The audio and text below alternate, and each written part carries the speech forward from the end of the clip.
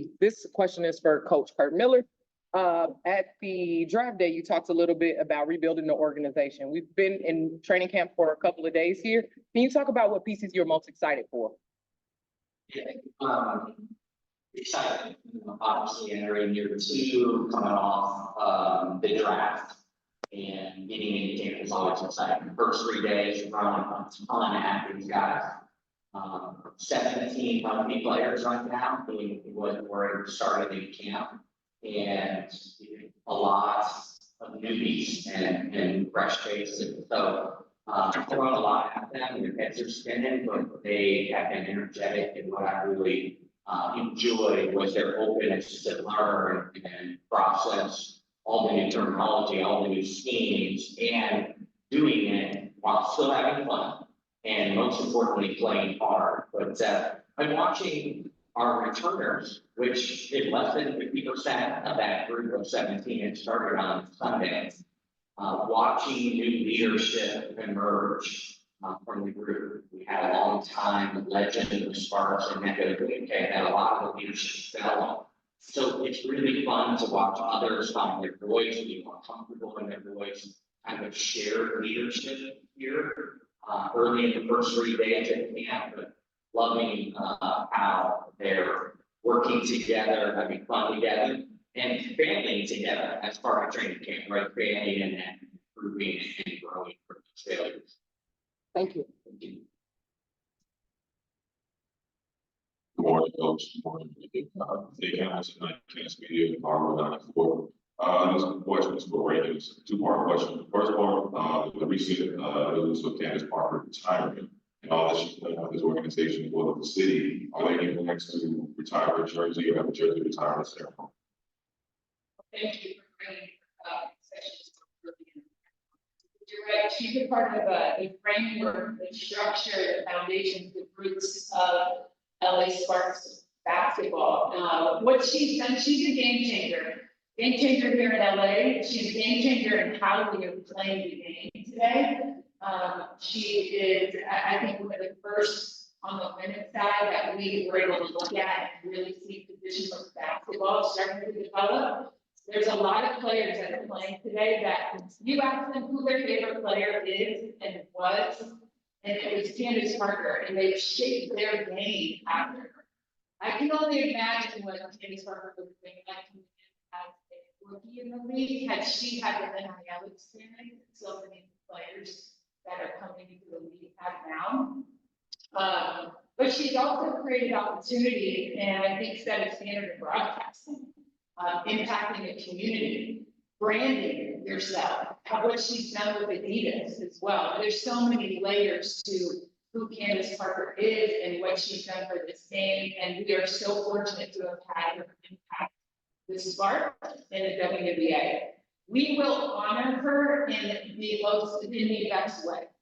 I can assure you that that is something that has been talked about, but it's been her career, and in every way we wanted to part of honoring her is let her absolutely dictate the pathway.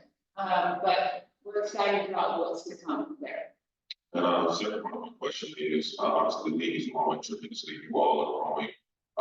With everything happening around the league as far as David Clark, there may be a point where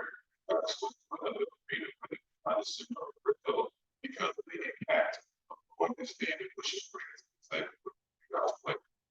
Caitlin Clark's impact is significant, but so is also Cameron Grace, Kia Jackson, Cardoso. This is an incredible class. We're going to see continued classes start to rotate into the WNBA in the years to come. And again, I would say that's part of the impact of Elisa Leslie and Candace Parker and all the other Sparks that have come before. But absolutely, we're very aware of the energy surrounding the WNBA and positioning ourselves in an atmosphere that really this game right now deserves.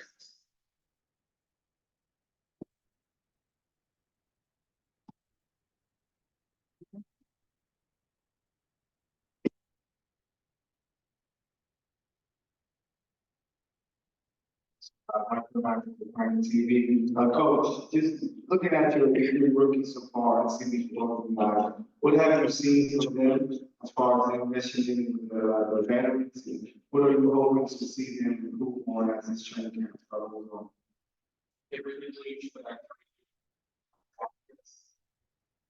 impact to have practices, start now. It's, she has the unique way of making people smile and making people leave with her already. She is, you know, elite athlete for her size. You can see the immediate impact on why she's one of the truly great shot blockers that come out of college in a long time.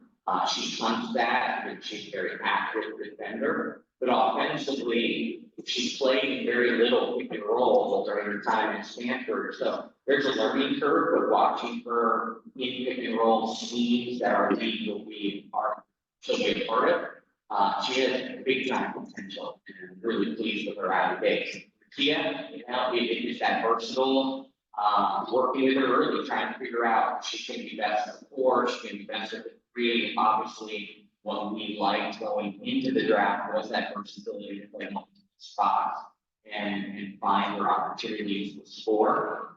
And as you heard on SportsCenter last night, her head is spinning a little bit, throwing a lot at her, but you know, really excited about that. And then Mackenzie is beyond her years with basketball knowledge and is just real steady. What we've liked is people haven't been able to speed her up here early. She plays at a pace and a tempo that you can have success. She's got great basketball IQ, and she sees a lot of what's going on. She seems just so mature beyond her years. So really excited at the start of our three rookies. We got to give them some grace. We got to, you know, be there for them with everything we're throwing at them. But all three of them are pros, and we look forward to working.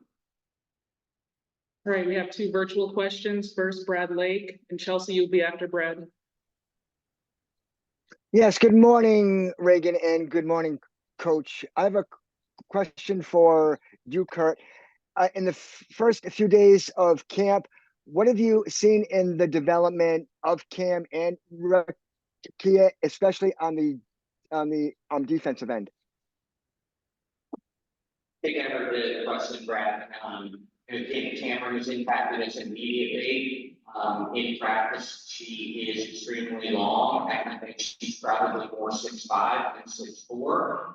She has the ability to help us with rim protection, which analytically, again, how proud we were despite all our injuries last year being the #1 analytic defensive team after the All-Star break. But we lack at times some rim protection. So you can see that already. She can make up ground. She can cover for mistakes at the rim. She's rebounded the ball defensively, which is a big part of our defense, so limiting teams to one and done. And so again, what Cam comes in with the reputation as a great defender, you see flashes of it already. The physicality is something that she's going to have to grow into and learn how to use the frame she has with the physicality of the post game in this league. Rakia, again, so much longer than people realize, giving her that versatility to both guard fours and threes. When you play her on the perimeter and you worry at times about those straight line drivers and elite athletic wings in her league, she has the size to be able to switch and get back on the post player. So a lot of fun trying to figure out how to use them both here early in the season. Chelsea? Hi there, Chelsea Late Winsider. I have a question for both of you regarding your upcoming trip to Edmonton. What does it mean to be able to be a part of growing the game in Canada? And what specifically are you looking forward to playing in Edmonton this weekend, especially having Kia Nurse on your team, who means so much to the sport in this country? Thanks for that question, Chelsea. Well, first of all, it snowed in Edmonton yesterday, so we have to make sure that sweats are out, jacket players. But definitely with the Toronto game last year, this year we're going to participate in Seattle and Edmonton. It's an effort I think, by the WNBA, the NBA, to really just continue to globalize our game and not just introduce the W to Canada, but introduce Canada to the W.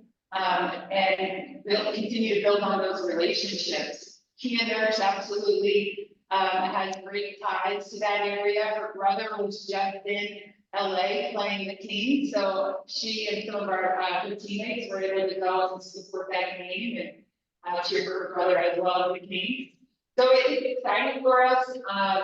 What we hope, not only as a team, that we go into Canada and learn a lot about our team and be able to see some people when they actually get the uniform on and the whistles are available, how they perform. But we also hope that in 15 years, there's some little girl that watched that game in person and walked out of that arena with a new fire in her belly about women's basketball and what she can go do. And it was because of that game. So yeah, I'll add, anytime you can help continue to grow our game globally, it's really important. So excited to be in Canada. Obviously, well documented that I have a long, extensive history with the Nurse family. I coached back in college Kia's aunt, but I also coached Kia's sister in college and recruited Kia at the collegiate level in Indiana before she ultimately Gino might be better for her than I was. So have a long history with that family. She's up in Edmonton, where her brother also is a professional athlete. Is a full circle moment for me because of being around that family as much as I have been. So really excited. This has not been an easy trip to put together at the last second. So tons of hats off, fist bumps to our front office to allow this trip to even happen. The amount of work that's gone into a trip that will be approximately 24 hours has been absolutely amazing and doesn't go without notice from a coach on how much work has gone in behind the scenes to prepare our team for the upcoming travel.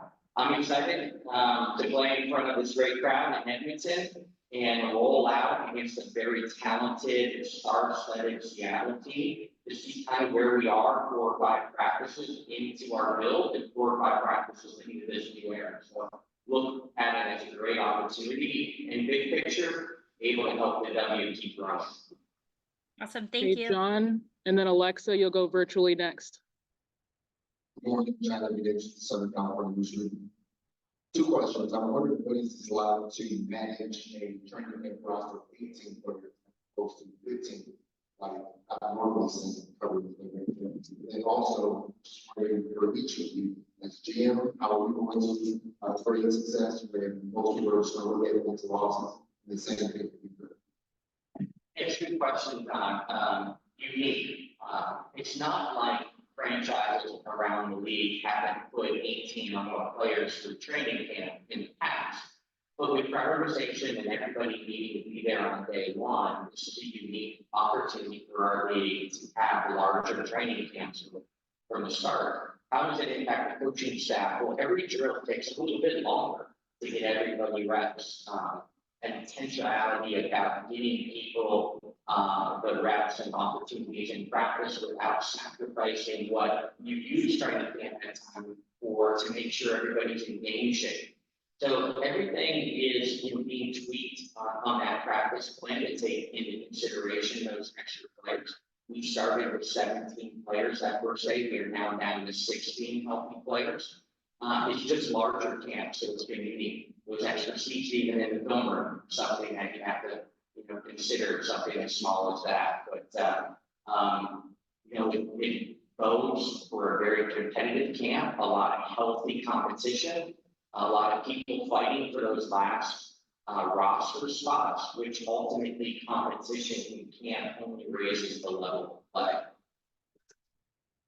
I would say, just to add to it, I think, the NBA, they're 21 in training camp. So this is growth for our league, and we're proud of that growth. That's growth that the players and coaches and front offices have fought for. But I would say it's It's not unsurmountable to imagine trying to get 18 players quality training camp time. It is a short training camp, which is a bigger challenge, I think, the number of days and the number of players. As we continue to grow our league, these are opportunities that I think will pay off down the road for players and for coaches and front offices. As far as measuring success, I think there's a few measurables that say, is there joy in our locker room? Is there joy on the floor? Is there joy in the stands? I am loving Curt reference, Cameron and how she makes people smile. This is a joyful group as they're out on the court. They love being in LA. They love the growth that we are making, the significant impacts and the differences that they're already starting to see. I think they're having a lot of fun with emerging as leaders with this group and being able to, speak to their true self in that space. And we want to see that joy sustained and that buy-in sustained throughout the season. We also measure full success. We want to see it, and I'll be very transparent. We've used 9 years numbers approach and we built this roster. Our goal is that we are building organizationally a 4-4. We want our top 6 to be arguably starters for any other team in this league. We want every player on this roster to be high EQ, high IQ, great culture fits, great skill sets that fit the system that Curt's building. And we believe those things can all lead in the end to that we can get championships. Championships aren't usually built overnight. It takes time, but just sustainment and grittiness and resiliency and clear vision of the direction we're heading is something that we're continuing to measure success. You have one final question, Alexa. Hi guys, Curt, these are for you, but Raegan, if you want to hop in on any of them, please do. First, I just wanted to know what is your own personal comfort level at this point? Like this being your second training camp now with the Sparks. I'm sure last year you were just it might have been a lot of just things to get used to. I know it's a different roster than last year's, but how do you feel kind of at this point in year 2? And then secondly, what do you envision the offensive identity of this team being given some of the roster changes? Who do you kind of hope to take on those major roles on that end of the floor? Like I think, obviously there's just comfort level being in LA in year 2 in some ways, with some of our off-season changes and direction, it almost feels like year 1 in terms of the building a lot of those fundamental bases that we believe in and are seeing. But there's a comfortability of just being out here in LA. I love living in the South Bay. The more comfortable you are with you bring that also into practice every day. So loving all that. Our offensive identity is, again, we're not going to play as much through one person. Like our leadership, which is going to be a shared leadership approach and a lot of conversation with a group of veterans and not just one person or a person that dominates the leadership. Our offense will be the same way. I think we'll be best with equal opportunity. You saw me do that even with some of the stars we had in Connecticut, that it was an equal opportunity offense. And while there were great players there, we were always better when we had balance amongst the players that were playing. So that is the ultimate goal. I love how Lexi Brown is shooting the basketball early on. Really excited about that. Our post depth it is showing, even despite not having Ray. Again, I'm a big unintended consequence person. Unfortunately, if you look at my 8 years in this career, a lot of the story has been written about the injuries that we endured through the years in Connecticut. But each one of those injuries and season-ending injuries to stars opened up the door for another opportunity. 17, Janae Lumike's out. Actually, we moved AT to the 4. She's now the best facilitating 4 in the world. Does that happen without an injury? JJ's opt-out in 2020 opened the door for Bree Jones to emerge as an all-star. And you can go on and on and on during that. Last year, a lot of injuries opened the door for others here in LA to have career years. Once again, a little snake bitten with 2 projected starters with serious injuries right before the start of training camp. Are just going to open the door for opportunities for others. And those are the unintended consequences pros take advantage of and may have needed just that little crack of the door to become their own a bona fide superstar. So I'm looking forward to establishing our offensive identity of a collective group. We're going to play a little bit more up tempo. We're going to be a little bit more modernized, and when I use that term, more 5 out. But again, I'm a pick and roll coach. Our system's still going to be defined by a lot of pick and roll. And I'm getting back to my basics. Even with some of the changes, we still believe through the years, the success of our team that I coach defensively, that's still going to be our calling card here in the league. We've got to be a physical, dictating, disrupting defensive team. Great, thank you, Curt and Raegan. Up next, we'll have Cameron Brink and Rakia Jackson. Virtual media standby. Thank you guys. Great time.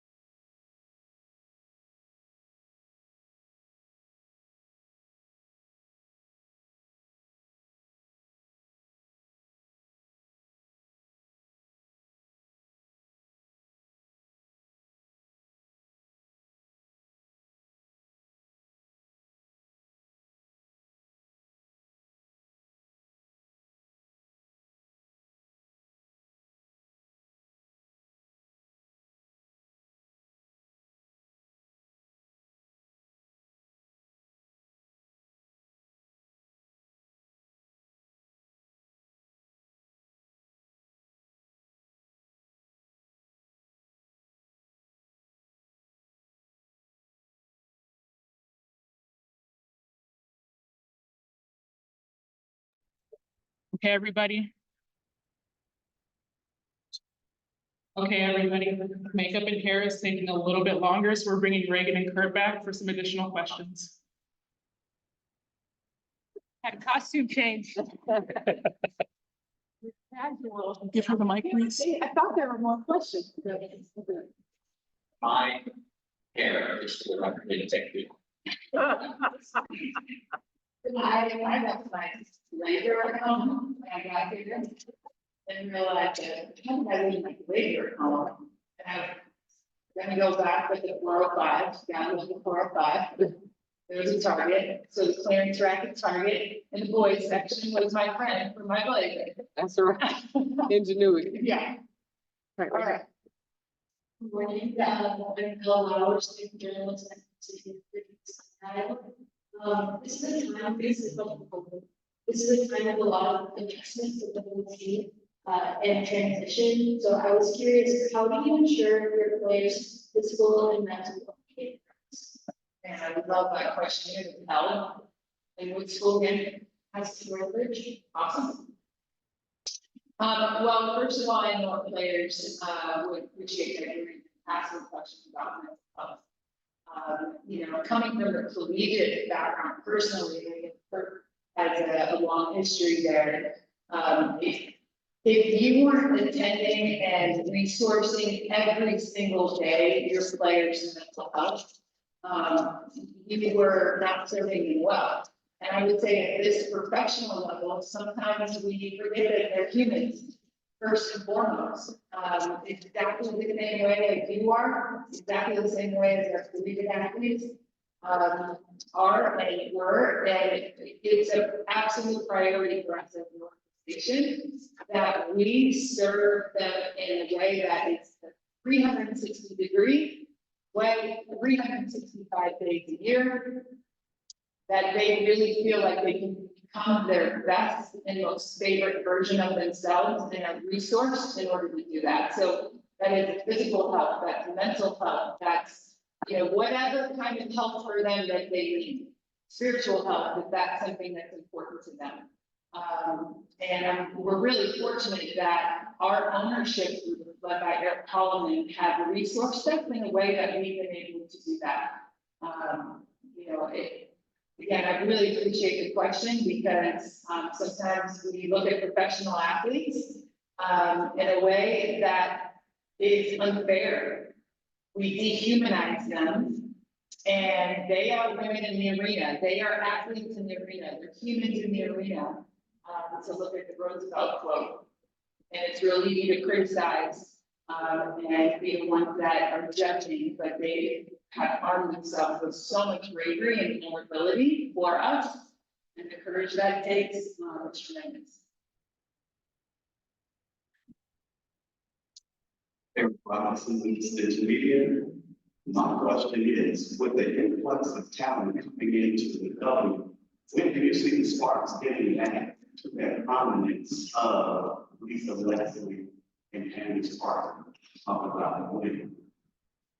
Would you like to say that? Oh, I can say first.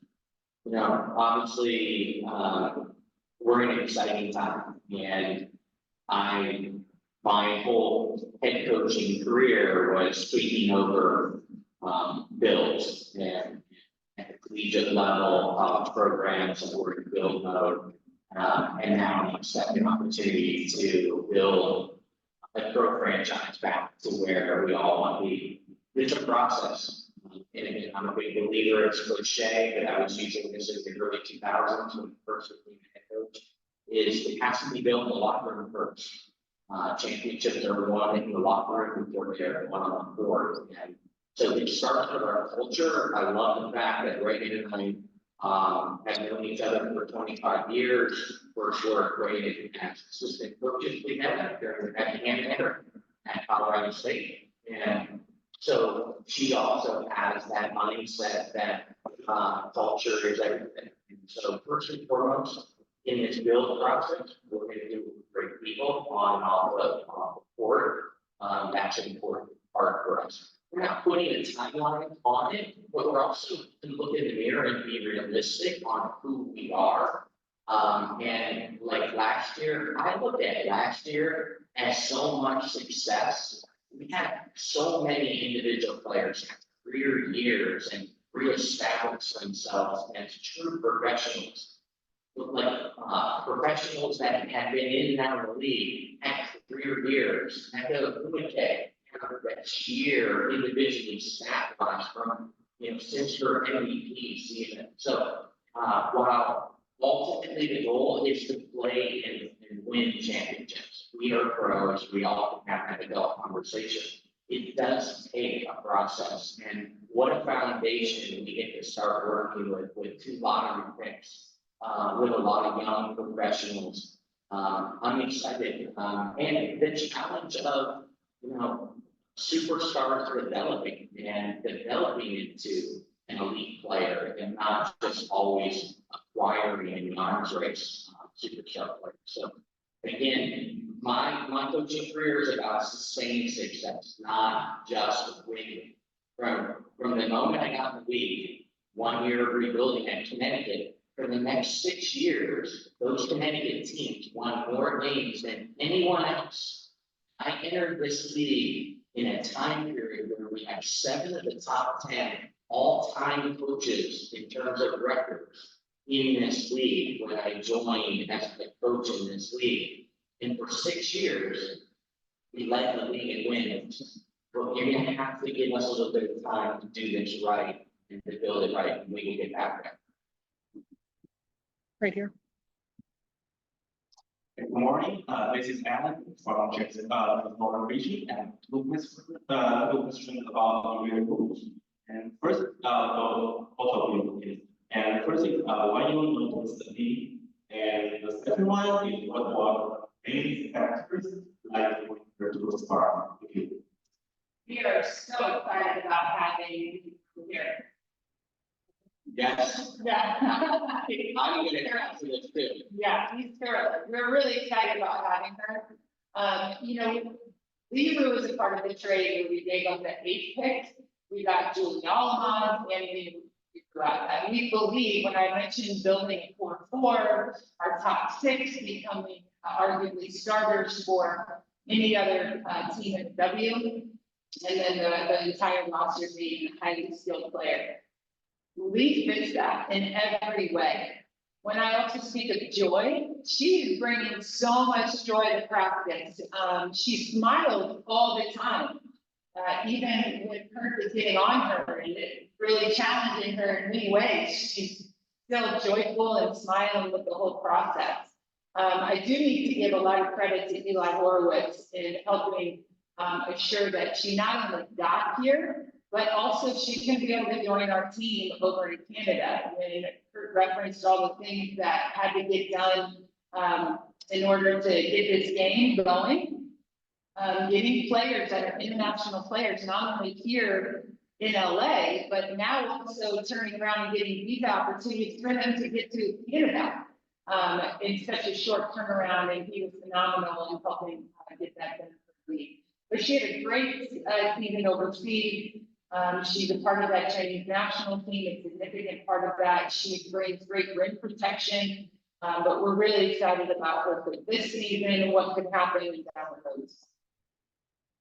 Yeah, I can't tell you how excited we are. And I would be bullish not to say that when we made that trade, potential 8 pick for 2 who we view starters was a huge trade. Unfortunately, Julie has been injured. But Lee, bar none, was the biggest surprise of our camp so far. She has absolutely been outstanding in the first 3 days. She is a bona fide center internationally. She is going to impact this league. I come from a team that was built around outstanding WNBA all-star post players. And what she's shown these first 3 days is just amazing. She is a huge acquisition for us. Who's going to make a huge impact. And really blessed to have her, and can't wait to build the Chinese fan base supporting her and with us. We think it could be outstanding here in the LA market on what she could bring. her understanding of terminology, understanding our language without even an interpreter these first 3 days. I can't tell you how excited you can see. I'm beaming from year to year on what he's going to mean to our team. Okay, we have one in-person question, and then PJ, you'll be next virtually.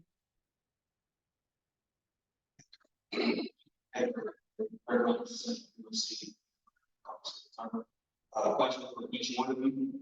Kurt, there's a tremendous opportunity all the time that you have here on the roster. I was curious as to what your overall need for this training camp is, right? With the great influx of attention being brought to the WNBA, particularly the LA sports. Curious what brand partnerships are you exploring to draw even more attention to the organization? You know, things for us is competing in our competition and establish who we are and what that means in our locker room with our group.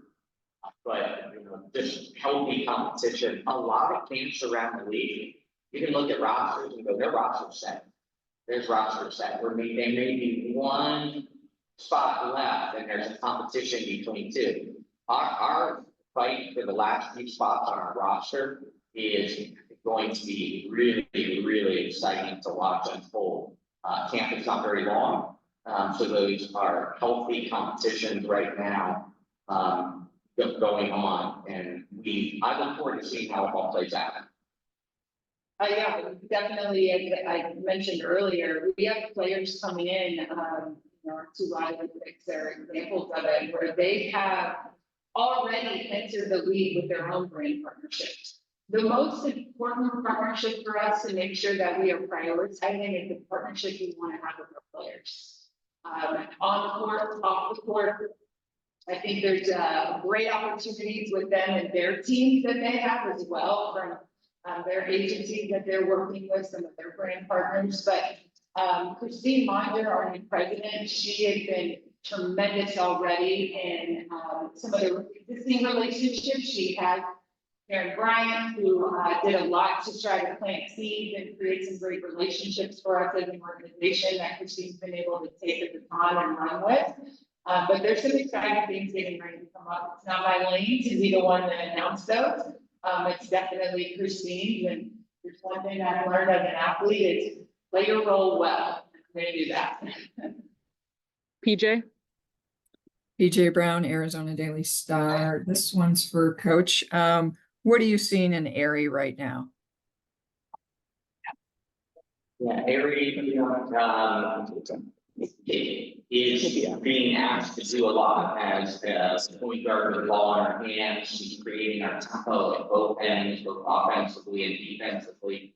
As we get going, we know how talented she is in the open floor. And right now, we're pulling her back a little bit because we're trying to establish how we're going to look in the half court, what everything's looking like. But exciting to work with her, finding out the best position on the court to put her in a position to be successful. But you can see that natural leadership that she has at the point guard position. But she can be a scoring point guard. So look forward to working with her.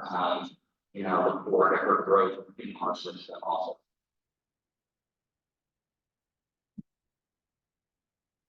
Guys, almost Stetson, independent, coach, you've been to the WNBA finals. Are there any similarities you've seen early on with this team from your son team? And both you guys were experiencing the games against the Seattle Storm. How does it feel to play against Mecca? Yeah, a couple practices before I got to worry about Mecca.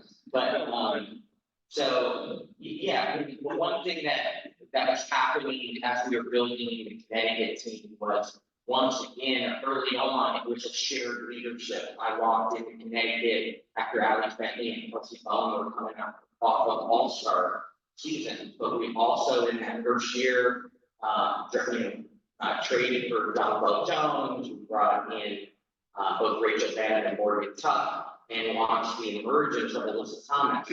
So we didn't have one dominant leader early on in my time at Connecticut. It's more of a shared leadership approach.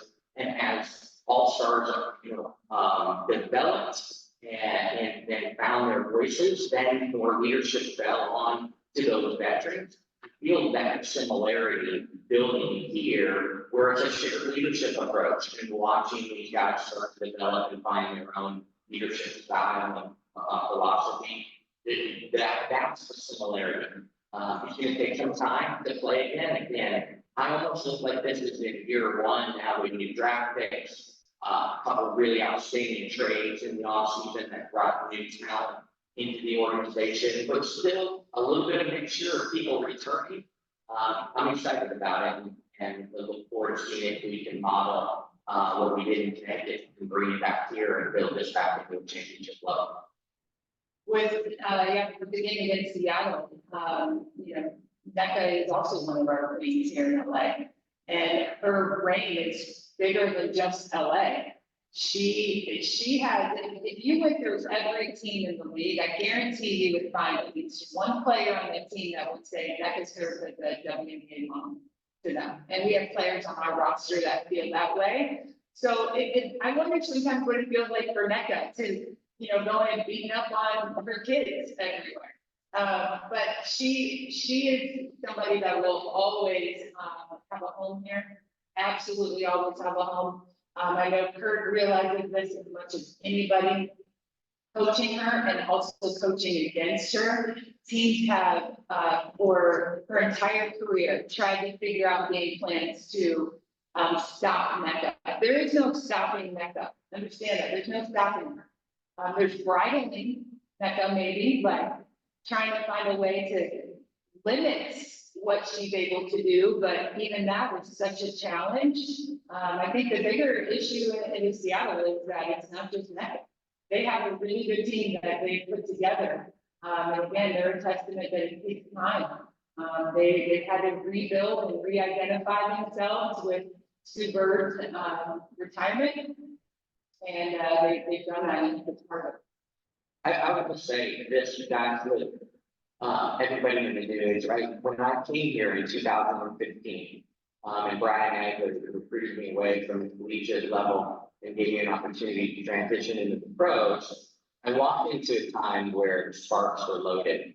And that leadership in the locker room was Candace Parker, Mecca, Elena Beard, and many more on that team. That was my introduction to this league. And without their willingness to allow me to coach them, they could have looked at me as established pros, like, who is this little guy coming from the collegiate level? Who is this? But they were outstanding to me and worked with me. And because of the success of that 15 team, and you have people, names like Candace and Mecca and Elaine Beard and Brian Agler behind you, allowed me to transition back into a head coaching role way quicker than I could ever imagine. I did not come to the WNBA thinking I was going to become a head coach again that quickly, but it was their support. So I will always feel indebted to Candace Parker. I will always feel indebted to Mecca, how they embraced me as a first-time assistant coach in an era where I still think we should have won it in 15 and 16, but I digress. But that championship that they won in 16, even though I had moved on, I felt very much a part of that. We built something special in 15 to allow us to win in 16. So to watch Candace retire, watch Mecca now playing for someone else, I will always feel that friendship, kinship, and great appreciation that no coach becomes who they are without working with outstanding players. My question to you first of all is, in the draft, what do you feel has been the deal with greater guys, training? So what role in the process? Yeah, I'm not sure I covered it all. Okay, during the draft, when things change now, but as far as the draft picks, and you guys were able to negotiate whether it's by trade or what do you feel was the disadvantage of you guys in order to do it? Yeah, again, I'm not sure I heard it totally, but like, the one thing I would tell you is Raegan and Eli as a GM, tremendously collaborative with myself and really approached it with a thoroughness of research on our drafting and what we were looking for. And so I just love that process. I love to recruit. When I was back in college, I loved to scout. And so we were constantly, if we weren't at games in person or attending practices, we had our devices going at 7 p.m. Eastern. Every single night, we were watching games on our laptops or phones, on TV, and wherever we could. So there was a thoroughness of preparation for this draft. And we're excited about how it played out. We made some outstanding trades to not only acquire players, but also an additional draft pick, and which was a lottery draft pick. So excited about the collaboration more than anything, the thoroughness that goes into all of that before we even get to draft pick. And my question for you. I'm just concerned maybe about the salary that we pay. Do you ever meet at the league where everyone is from there? Maybe the outcome will come very long, and then you probably the player's salary. Well, I'll just say that everyone in this room and everyone that's listening has a lot to do with that. Turn TV on, buy tickets, go by gear. Period. We have one in person, and then Brad, you'll go next virtually. Bringing DJ from getting TV, great transition, because my question is about the fan experience. The Sparks have an impeccable fan experience in the arena. Can you talk about what we can expect of really fresh, exciting things from this season? Yeah, I think that.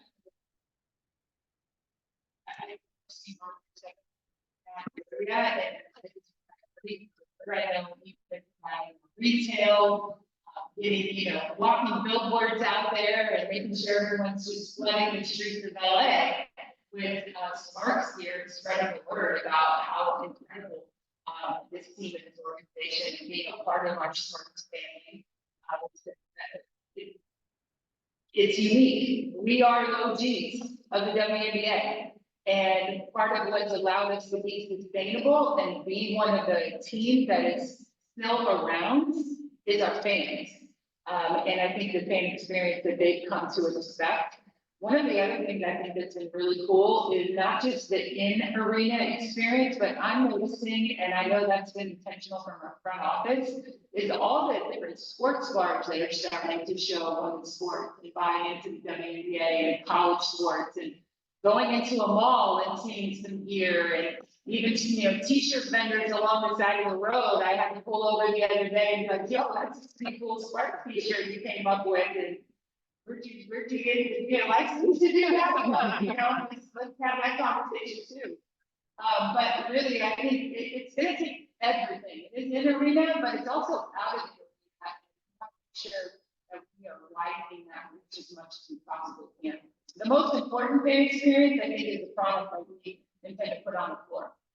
And I'm really appreciative that our players, as we went through free agency, as we did draft interviews, we asked them questions and talked to them about, do you know and understand the history of LA Sparks and what it means to be in this community?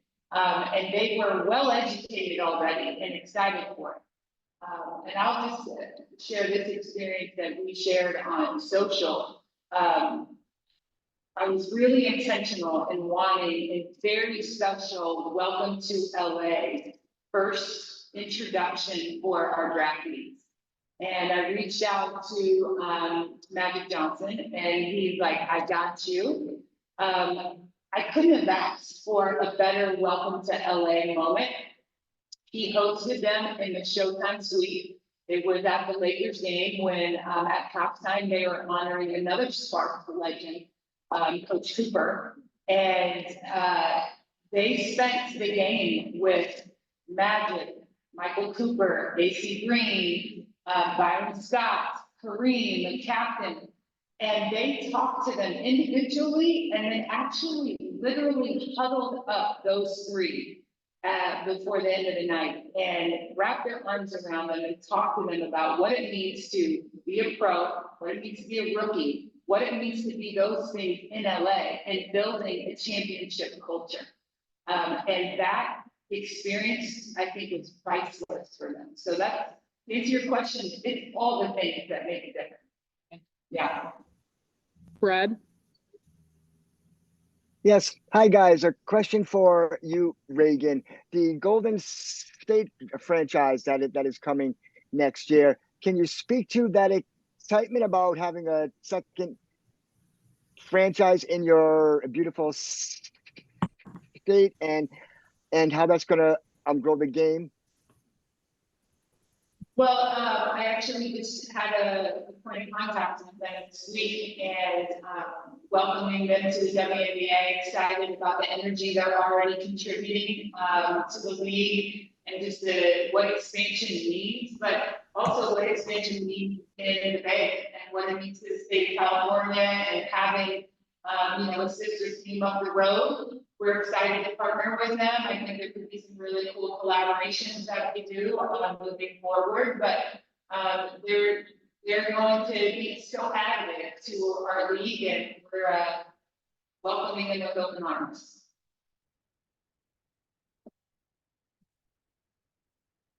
Great, remember this morning, you're really hurt. Nice to see you again. I know we saw a lot of the side last year and trying to see her down. She had a lot of waiting time, but how do you kind of see her role this season here, developing over the offseason? Through the first 2 days of time? Yes, I comes in with the confidence that you see from year 1, year 2 around the league. I'm really excited coming off of AU that Zaya is in good game shape. And what has been really eye-opening for us is her compete level at the defensive end of the court, how much she's committed herself in the first 3 days of practice, impacting that end. She's an explosive offensive player, and last year could be relied on as a spark plug offensively, but had a lot of learning defensively. You see that growth already, and while we have nearly a third of our camp first time hearing about our schemes and philosophical approach to the game, she's one of the best, returners and understands it. That really pleased with her competing and her defense out of the gate here early in camp. So excited about her growth. Yeah, I would just say Zaya has had Dawn Staley pouring into her. One of the best. She's had Curt pouring into her and his staff for a year now. And as in my role, I've spoken with her, I've spoken with Dawn, like what's the best way that you all have had success in connecting with Zaya and serving her when you see her at her best. And it's been really cool to get that feedback. Watching her in, as you said, AU, but watching her in camp, there's a sense of urgency about Zaya right now that's coming. Some of it is, the rookie year is over, maybe a little bit of the pressure of being a rookie, and you all can help our rookies a lot by being patient with them, extending grace to them, not expecting so much right away. They need a minute to adapt. This is an incredibly tough adjustment from college to the W. I don't care if you're the number 1 pick or the 10th pick or the 3rd round pick. It takes a bit. And what I think has been really cool is seeing how she's coming into camp, competing, and having that sense of urgency.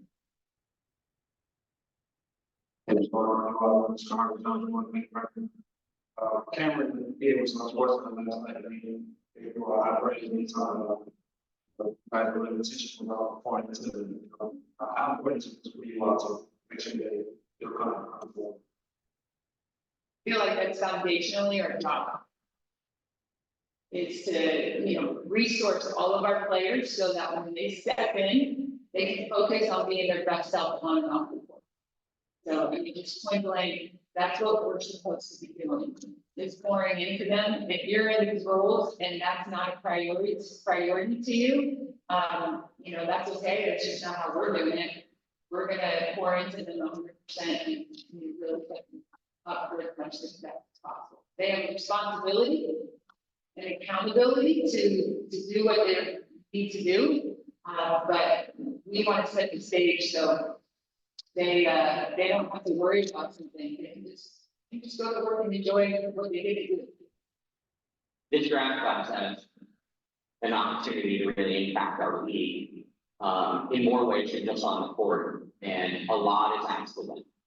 You know, like Pam and Rakia are burning at both ends right now, and their heads are spinning. So way past my bedtime, so I still haven't seen the clip, but you know, just again, so cool. You know, obviously Shanae last year, but you know, we didn't have people in studio at on Sports Center this early camp last year. So really exciting for them, but also this draft class in general, what they're doing for our league right now. Seemed like it was pretty, surprising. What do you think of the conference?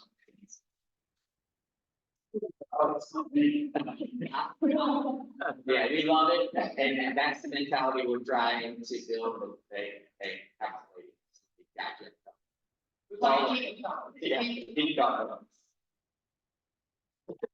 Oh,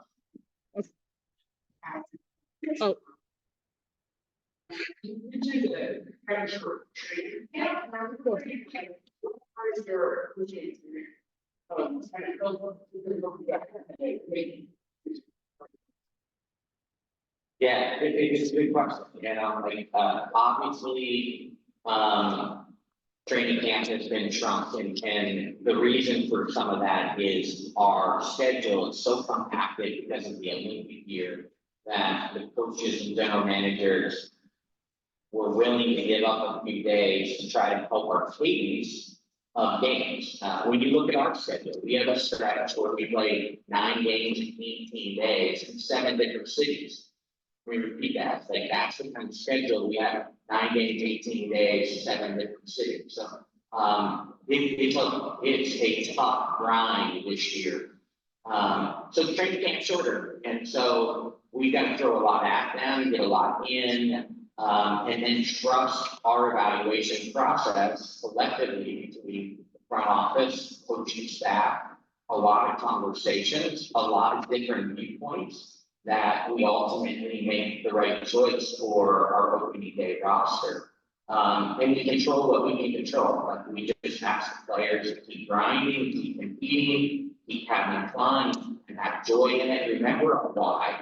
It's a big comment around our team, is remembering our individual lives. None of us got in this game not enjoying it. And so we can find that best version of each of us on why we do what we do and why it's meaning so much to us, why it brings us so much joy. Just can't translate on the report, but we have tough choices in a very short time, but I think honest, transparent, collaborative approaches, led by, you know, not only our working relationship, but our friendship. We've had tough conversations already. We don't always agree, and I think that's healthy. If we agree too much, then we probably will be a disservice to our organization. thank you both. Yeah, Appreciate it. thank you. Up next, we'll have Monique Billings and Ari McDonald.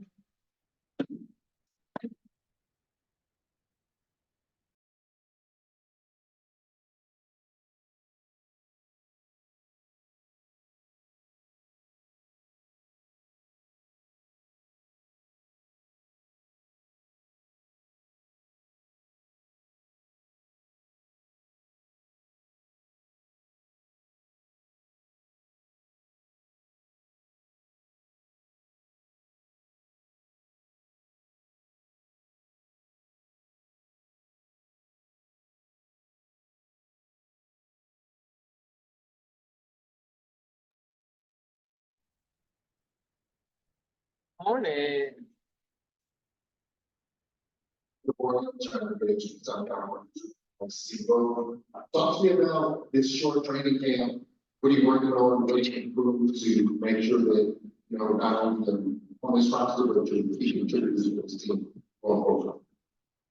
Every day is evaluating what the team needs. So coach talks about in film, what for the day, and so being that there's also being a couple of years in the league, just taking into account what coach is asking for and executing that at a high level. Communication with the intangible, high energy work ethic. I think those are the things that you start with at baseline, and then from there, just making your shot, doing what you work on, awesome, and being a great teammate. And so, yeah, just trying to do those things at a high level, and it's for me, just a short training camp. I want to come in and just show that I can run a team, organize all things, just set the tone defensively, and like Mo said, just applying what we're doing and telling me what the focus are for that day, and just for both of us, just to prove, you know, that we have more to think, like, you know, we're not having like a lot of saying, but you know, just a piece, like proving that with results. Hey, DJ from Canyon TV, good morning, ladies. This question is for me. UCLA to ATL, what does it mean to you to be back in LA? This actually likely is very surreal. I would be on the road, coming to the smart meeting, watching here is very full circle. So I'm not taking it for granted. I feel like I might have taken my time. I used to feel like for granted that time just because of home, but just the maturity and understanding how much of a privilege and the blessing it is to be here, not taking it for granted. To make that.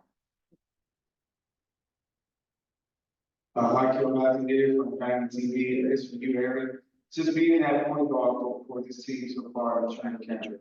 What have you seen from the young players around you that you really like? What things are you hoping to be able to help them improve on as the training camp goes on? The young players are so talented.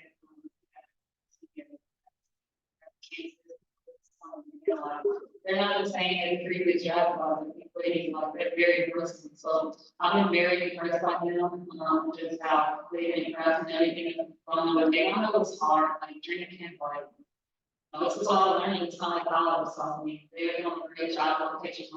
They're not afraid to ask questions. I know that's hard as a person coming in, is you know they don't want to know like they don't know anything, but like it's really impressive on what they're always hanging out approach like to learn and they want to learn.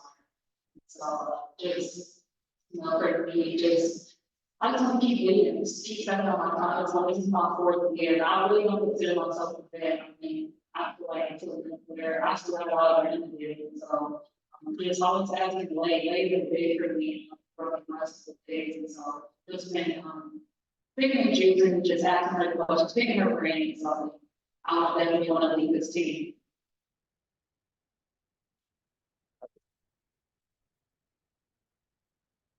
Sorry, it's not going to be perfect. So, do you elaborate on just basic collaboration and signature? Another question right there. We're pretty much involved. How do you train? How do you something? What I bring to the team is just Monty and ability just being sort of there and take pride in that guard the ball or other team the point guard the minutes. And just being that person, being confident, running the team, being that floor general, being that extension curve on the floor. And just for me to come back from Australia to have a big year. I think I got my time tonight back on my team. Because I want to apply that as confidence and everything. So I want to take that approach and create here that everything runs with confidence. You know, pushing my teammates, put them in great responsibility with success. She's really that. You touched on leadership. Leading by example, because that's going to be again, reading about having been for 7 years now. The coach says it's going to be the first time you get to know. Yes, mistakes are going to happen. That's part of the game. But again, just being coachable from the top down and showing young guys that it's okay to be coached hard. Yeah, to play through it. Yeah, to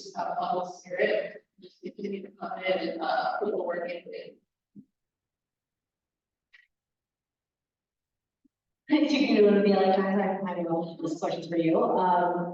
Obviously, a lot of the talk about Hannah coming in and look too big. What's it been like working with her in that position? What kind of challenges do you anticipate the work you happening going into that position? And how do you kind of plan to help her get this? I would say we all extremely, very approachable, very sponges, which I think is the best thing that we can do. Coming into this week is hard, a shift and adjustment from the top program where we came from and into a big fun as a little fish sometimes. I feel like all three of our rookies have been, like I said, extremely coachable, willing to learn, willing to grow. They've been going hard, like they've been putting in work too, so it's been really important to, prepare for you guys to be. Last question. Almost this independent, there's a lot of us on this list on the see a lot of support that you guys should be showing on social media. And I want to be able to team chemistry so quickly with each other, and also second question. Oh, what are the strengths and weaknesses of the team? I would say a strength of ours is just our spirit. I think we have a fighting spirit. We've already gone through just different challenges, different group of challenges. I don't think that we've let those challenges, one, define us, two, stop us or continue to go. And then something that I think we're continuing to improve on is just our chemistry, and that's just going to come with time. Which is so many new players trying to figure each other out. It's so being patient with one another, understanding the new system, it's going to take time. And I think we all have to understand that and be patient with ourselves and each other. I think one of our strengths will have to be our speed and also our versatility. I don't just have to bring develop or present your innovation. We have so many, versatility qualities. We have a video, we can be a great something. I think that will help a lot. Just like Mel said, one of our challenges is just, getting to know each other, getting to remember people's tendencies, really like to draw something. Say, okay, over time, we'll have success, to be that like. Thank you, ladies. Thank you. Up next, we'll have Kia Nurse.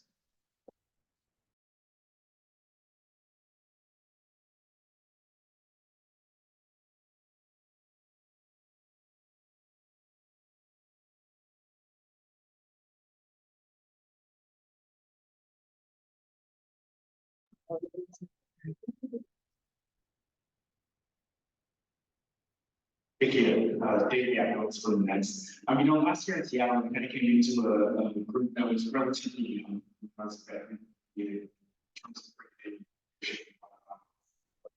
Here we come into a team that also has some.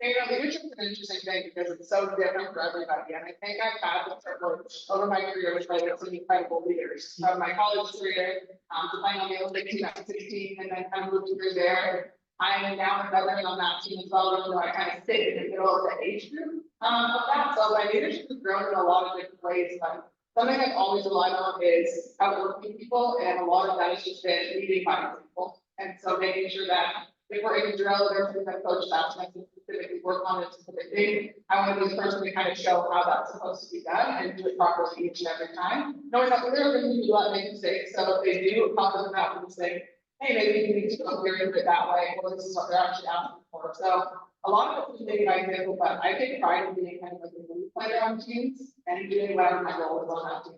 Part of it is the fact that I'm pretty outgoing. I have a big personality, and I love to get to know the people, and I have a big sense of humor. So a lot of them get sarcasm, but people get it pretty quickly. And so a lot of it is just getting to know one another, understanding the best things that I've ever played with, know what each and every person needs, because people respond differently to criticism, or they respond differently to positive affirmations. And how do you find each and every person's, tick and what makes them go and what challenges them, but also being that person that can help them build them up when they need to build up and understand that they're not they're holding it back up. So we have one in person. Maggie, you'll be next virtually, and then Chelsea. Thank you, DJ from Vanity TV. First of all, really Coach Curt Miller came here and spoke a little bit about the history that you guys been. Can you tell us a little bit about what it feels like to play for a coach that you have such rich history with? Yeah, I think it's great. And, it's funny, I get all the time with stories. So my stories from and then I get the stories from everyone around the league as well. And so, growing up, obviously, Curt has been kind of around my career so far as well. Official visits there and home visits. And so it's great to have a relationship with the coach and understand kind of who they are, how they coach, the system, the way it's built in every single place that he's been, and how he's been able to do that, and also have kind of first-hand experience from people who have been in that situation. So I'm excited about it. I think he's obviously an incredible X-and-O's guy. I think even from the first 3 days of watching, being in film and kind of in these practices, seeing how his mind works is very, basketball IQ specific and understanding who we have on our team and where we can be successful. And that's kind of how mine works. My mind works as well. I rely on my IQ because not always knows as much person on the floor, you can believe it. And so I try to just rely on that a lot and enjoy having that relationship. Maggie? Hey, Kia. Obviously, it's not a secret that UConn really prepares its players for the professional level, for the whatever stage WNBA, overseas. I'm just curious how Gino specifically has impacted you in becoming a pro. Yeah, Coach Ariema, obviously, I think everybody has their own story about Coach Ariema and how he's been able to impact us. And the fact that UConn has continued year after year to have players come into the WNBA, but not only come into the WNBA to stay for a long period of time, speaks to what him and Coach Daly have built at our university. And one of the big things from getting never allowed you to kind of settle for being. He would find something in practice with me at one point, I love get past it. He was like, not to real left hand, and I wasn't good at it, and then one day I got it well, and he would say, good job, do this one. And it's like the next thing that you can get better at. And I think that's very similar in this league, understanding what it is your role is and what you need to do to be able to stay in this league. It's the hardest league to make in the world, but even harder to stay in, especially with being lots of talent year after year. And he taught us to kind of really stick into the role that we're in and never settle for being just good enough. There's always somebody that's coming for you or somebody that's better than you that you can get better at. And that's something that I kind of thrived on and lived with throughout my career to be on different teams and be in different environments. Thank you. Chelsea? Hey, Kia, how's it going? Hey, good to see you, Canadians. Yeah, let's go. Speaking of Canada, you're heading home this weekend, and how does it feel to be being able to participate in this Canada game after watching the one in Toronto last year?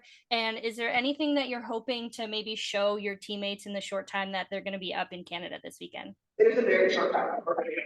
It's a quick turnaround in and out, and it's Edmonton, so I know some people think I'm from Edmonton, not everybody there, but we were from Hamilton. So I mean, the best thing that you can probably see in Edmonton right now is the great big mall. I'm not sure we're gonna get that next year. But I'm excited, honestly, to have the opportunity to play on home soil. A lot of people don't understand that when you play, even if you play internationally, you don't ever really play at home. I think I can count on my hand probably 2 or 3 times that we played a tournament in Canada, since I've been on that team. And so we're excited to have the opportunity to go out there and show Canadians really high level basketball, WNBA basketball specifically. I know there's a desire and a big cry and yell and want a Canadian WNBA team to come out. And so this is another step in having the opportunity to, have people on the floor that are going to resonate with. As much of a hockey country as we are, basketball is very, very exciting. People want to play. People are excited at the grassroots level. So it's huge to build that. We've got a women's national team. We're 5th in the world right now, but we've been top 5 for the last some odd years. And now our men finally made the Olympics for the first time in 20 years as well. So the basketball side of our country is really exciting. I'm excited to have the opportunity to go out there, play on home soil, and my family gets to watch it as well. It's a special treat for sure. Awesome. Thank you. Last question, Brad. Yes, hi, Kia. It's Bradley from WNBA Swish. All the excitement now in training camp, working with Cam and Kia. How do you feel this year's draft class, all these college star power, how they're going to impact the game going forward? Well, obviously, they already impacted the game in a huge way, just in terms of notoriety and bringing more eyes to the game, especially, you know, how well they played in college. But now we're hoping a lot of those fans are going to translate and show up to the WNBA games as well.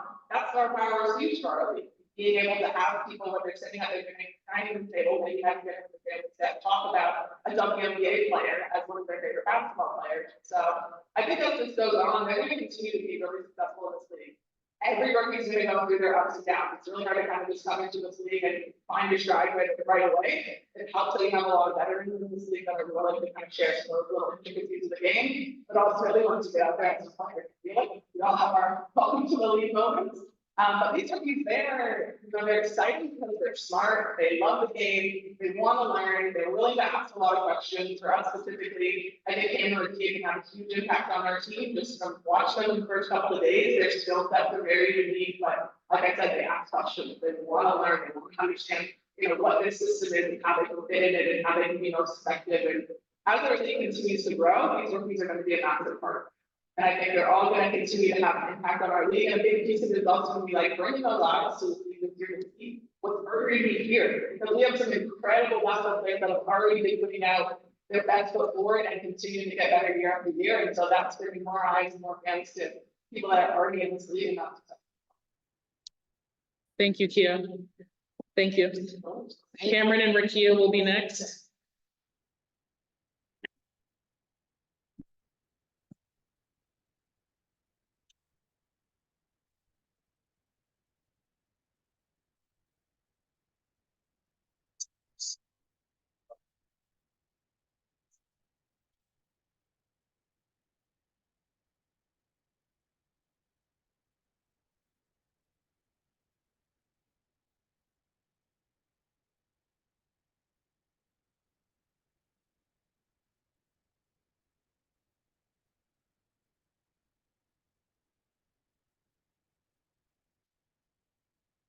Josh.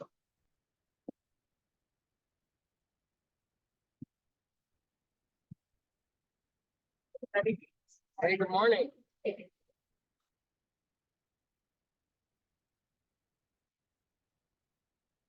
Start with John up front. Good morning, John Davis with the Southern California Newsroom. This question is for all of you. First, I want to say welcome. And second of all, what can the children do to earn their position as members of the board here on board? I'm still figuring that out, to be frank. I think we're with a great group of friends, great group of girls. They really take us in, and I think we should be able to approach that, and you know, it's really good. So we're still figuring that out, but I think we just continue to play hard. Yeah, I have to agree. It's such a chance to be inspired with playing on our best. That's really helping them get through training camp, all the overload of conditions. So we're just going to continue. Cameron, Kia, Crystal Rich, KTLA 5, and Global News. Congratulations, first of all, on all your success and welcome to LA. Question for both of you. Cameron, when Curt Miller spoke about the strength, he mentioned, of course, your high energy, but also said that you had a unique way of making people smile. Wanted to know if you could give us some examples of how you are fitting in with the team. And for a kid, something that Curt Miller said that stood out about you was your versatility and your ability to play both 3 and 4. How do you see yourself getting into the league so far? Thanks. Kurt's the best, so it's just how he said that. I think I fit in a lot with Ray. I think she's kind of like a personality along with me, so you know, it's kind of sick of them. I think we like to have a good time because you know we get to battle for women. So I don't know, I'm just very happy to be here. Yeah, hearing things come from such an amazing person like that means a lot. I feel like I've been trusting myself, being confident. Raegan has literally helped me mentally through this only in 3 days, but a lot of information, like I said previously, but just reading on them and, you know, motivating what was said to me, it helped me learn about them, be confident, and, you know, knowing that I can play no position. I feel like that also goes to get away with the only time with both you, Raegan was saying, you guys got a special kind of host experience at the Lakers game recently. Just what was that like? What did you learn from being in that group of athletes? Yeah, I mean, what perfect welcome.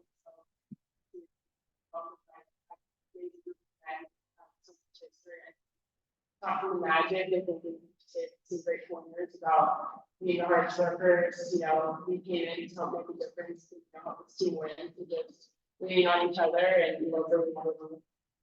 Yeah, I would have to agree, just being in a room full of greats, it just spoke volumes of who we are as people. You know, just taking in that they said, they gave us really good advice, like, you know, actually coming in, it isn't always easy, so it definitely, you know, instilled some good knowledge into it.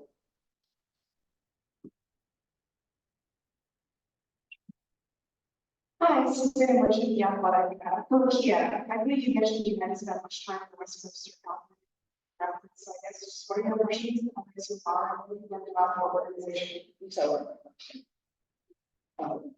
my impressions of LA, I like it a lot. It's a lot of shopping. Coming from Knoxville, it was not that, really good, like mall and things like that. But that, the weather is beautiful, not too hot, not too cold. A lot of traffic though, but we're working through that and figuring out like what times to leave the house and things like that. But overall, it's been an amazing experience. And just what have you learned about as far as organization so far? I learned that within the culture. I learned that I'm just around amazing people each and every day. We all have the same ultimate goal, which is to win, to make some noise here, to surprise a lot of people. And, you know, it's just a family here. Hi, thank you all for this question. This is a question for both of you.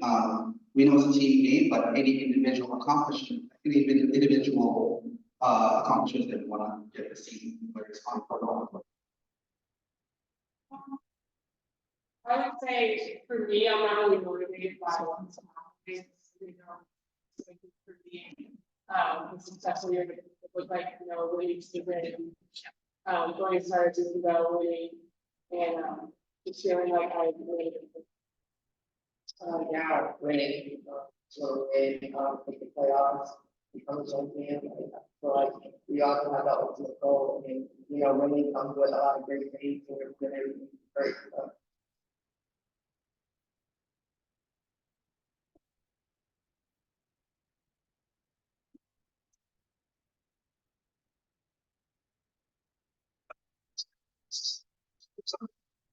You don't get to this point without being highly competitive. What is the greatest difference between the college game and just 3 days that you guys have been here thus far? How are you two competing off the court against them?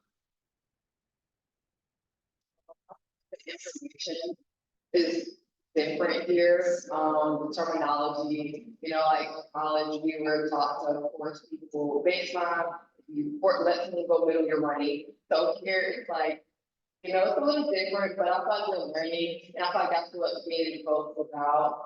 You know, the finding things that actually matter, the little things. It's not always about, you know, how you talk your feet. You can't do like the negative stuff. So just learning terminology. I feel like you're not competing with anything that you're like so happy for just us and just how whatever we are, how we did so good, and just being there. I feel like Cam and I are developing a great relationship. You know, just two competitive fire people and feel very scary for us.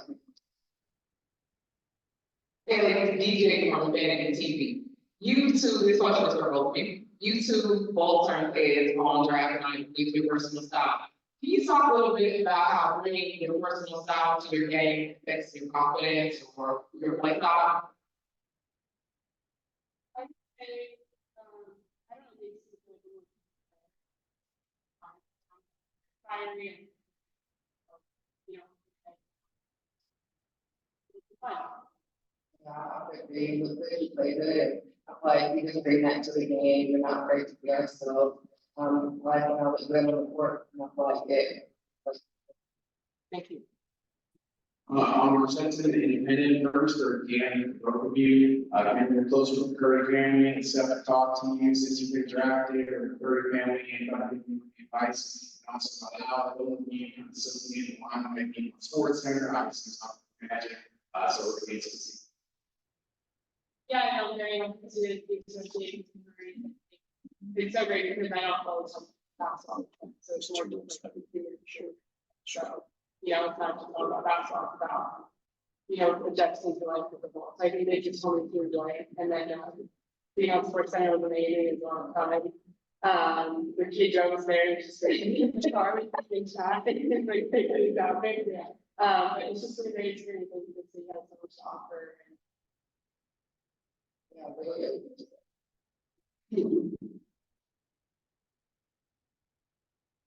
Beyond memory from the discussion of the family. What do you think you bring to the team? Rookie, what aspect you bring? Just the short. Yeah, what aspects are you getting looking to recruit? What I think I can bring to this team, I know Kurt's been on defense, and obviously it's a full defensive philosophy that I've been used to, but I love it already. I want that to help to be a nail. So I think I can help a lot defensively, offensively. I think, you know, I can direct, and I'm also very good in the ball. So I think what I can improve is just being aggressive with the perimeter, the ball, and bringing the ball.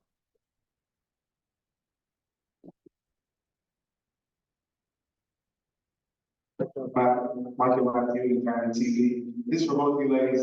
You go from, you know, college when you guys were kind of like veterans of your team. Now you come to the WNBA and you're the rookies that's working on this invest. What are the biggest lessons that you've learned from the veterans of your team on and off the court?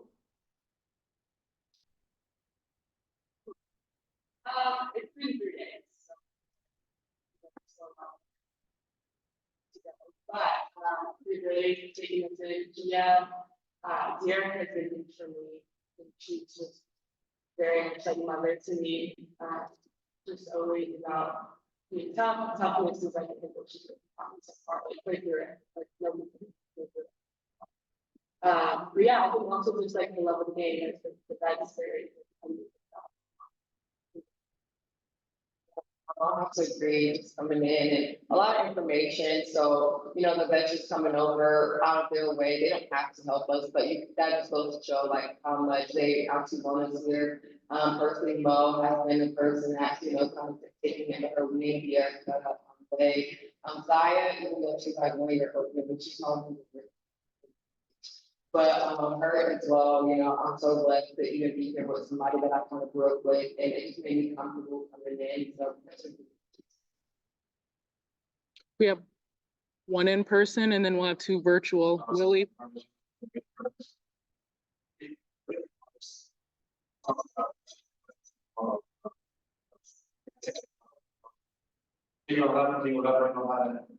Justice, we want also. Give you message that you process a lot of information. I agree with that aspect. That's one. The first question is about Breaking up a lot of sense of training, coming in smart and workers. Raegan's been amazing. I think she's great for me because she's a fellow tall girl. She helps me embrace my height, and that's great. But also she's a great coach, and she does, you know, coach sports with us wherever you practice, and it's really great to have a gym and someone that really, you know, understand and connect to them. It's been amazing for me. She doesn't build confidence in me. She said, like, I will never let you forget how we truly are. And that really means a lot to me, to see how she's invested in it. She's on board. She always has like a great message to say. She's like a money here. She always just knows what to say. It's crazy. And like the second part of your question, the vets, like literally Zaya, I'm not calling her like vet ever. So not her, but Zaya. She's been helping me through this time. You know, they're texting me after practice, like, hey, I can play down track mode, way. So it really just means a lot to see like they truly are invested in being on the rest of the ball. Husbands, leaders, that you know, continue to.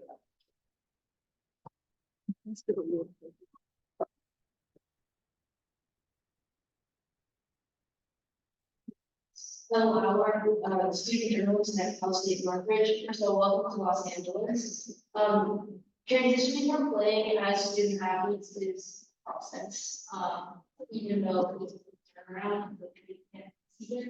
How have you guys been taking care of yourselves, your mental health, and how do you guys stay present? Yeah, I would say for me, like, you know, we went to the party. Like, you go to the hospital, and. No. Yeah, we used to go that. It's all, I'm right. I think we're so tired from college season, and then I went to grade 3, and now it's straight into it, so it's definitely hard, but I think, you know, just being able to opportunity.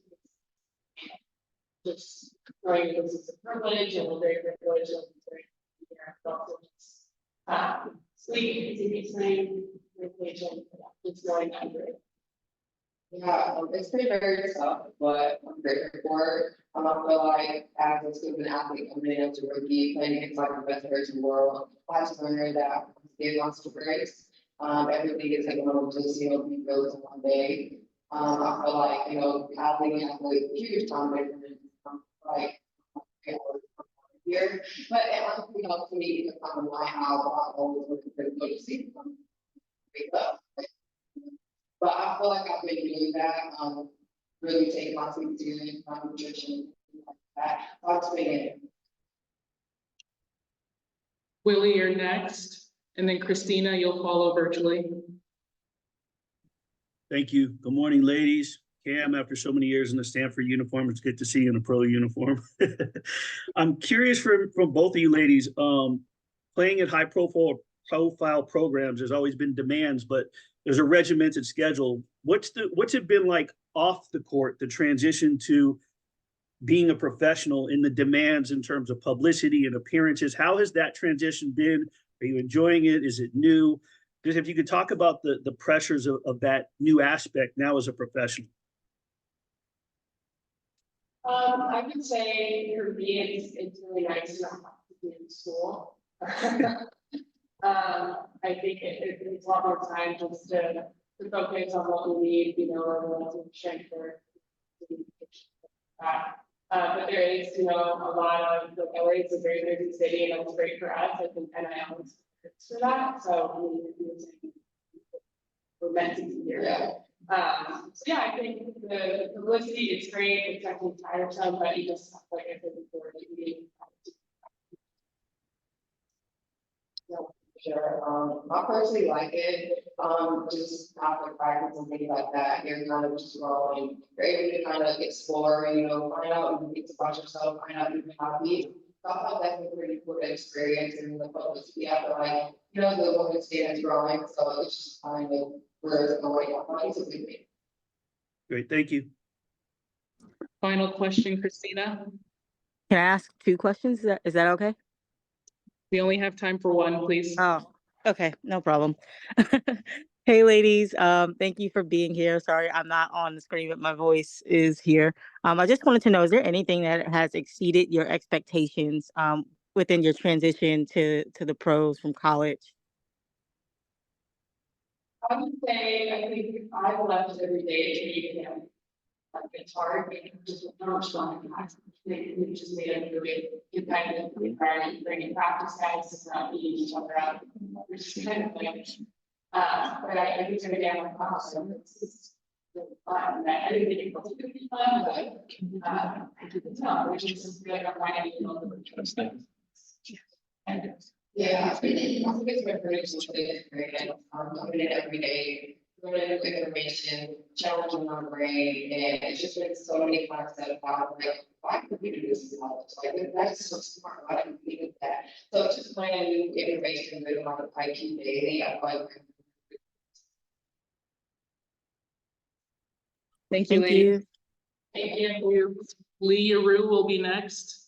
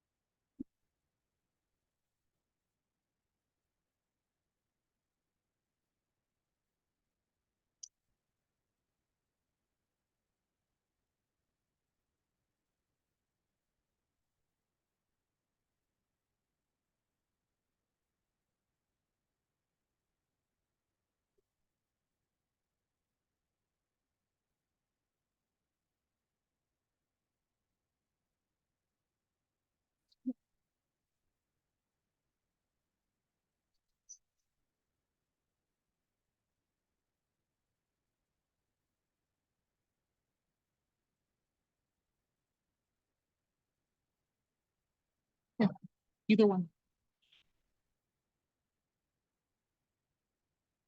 我是来北京出社的Allen，那我想问一下，因为我们知道你上个赛季是在欧洲打球嘛，这些球员，所以想问一下你在欧洲打球之后，然后来到国家队这个中间这个转换成的标准是一样的。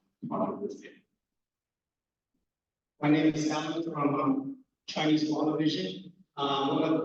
We're here from you, your transition from being just finishing your Europe season and you're right here. Response. 因为上是在欧洲适应时间，希望利用这个经历去帮助我今年在WNBA 有一个更好的发挥。我也是希望今年作为一个新的球员，一个更积极、更正面的一个表现，然后去呈现我自己，也希望我可以用全部的能量去帮助球队。It's been a great experience in Europe league, and he also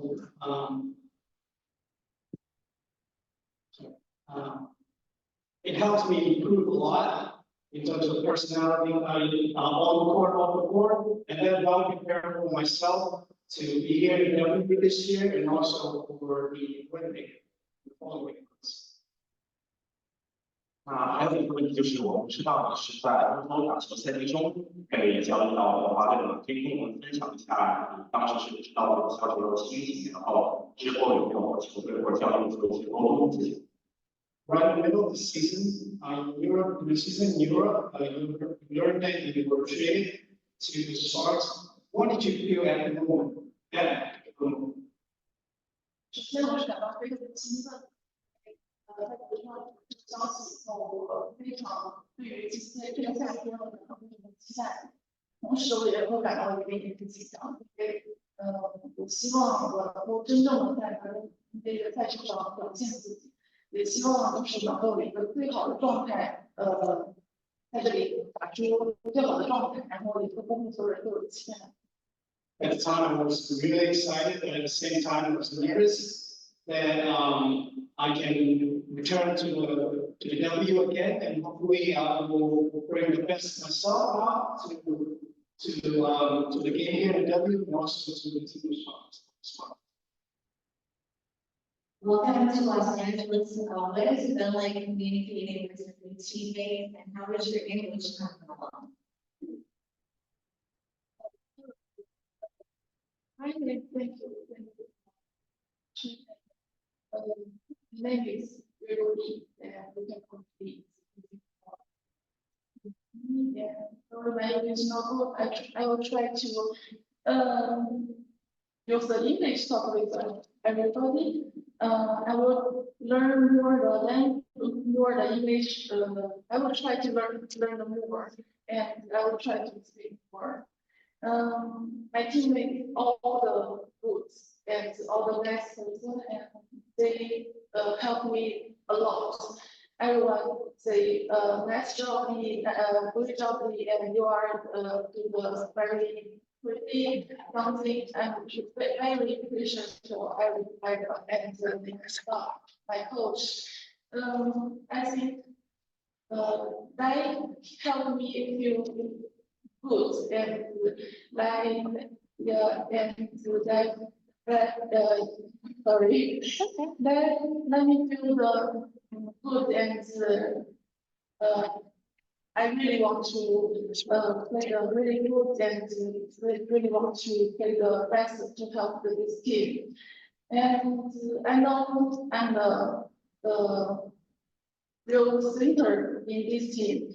I will try to play the more local and in the rebound and defense to help this team. I try to do my best. And I hope I can use my teammates and our coach, our staff together to get great sports and to get the maybe home.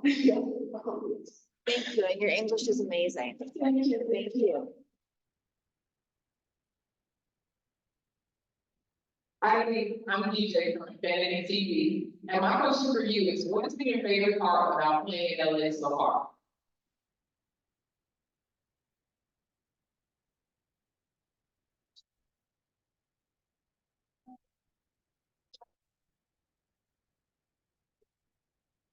try to balance it. I don't think try to maybe after the training camp and when we have some off day or sometime I will try to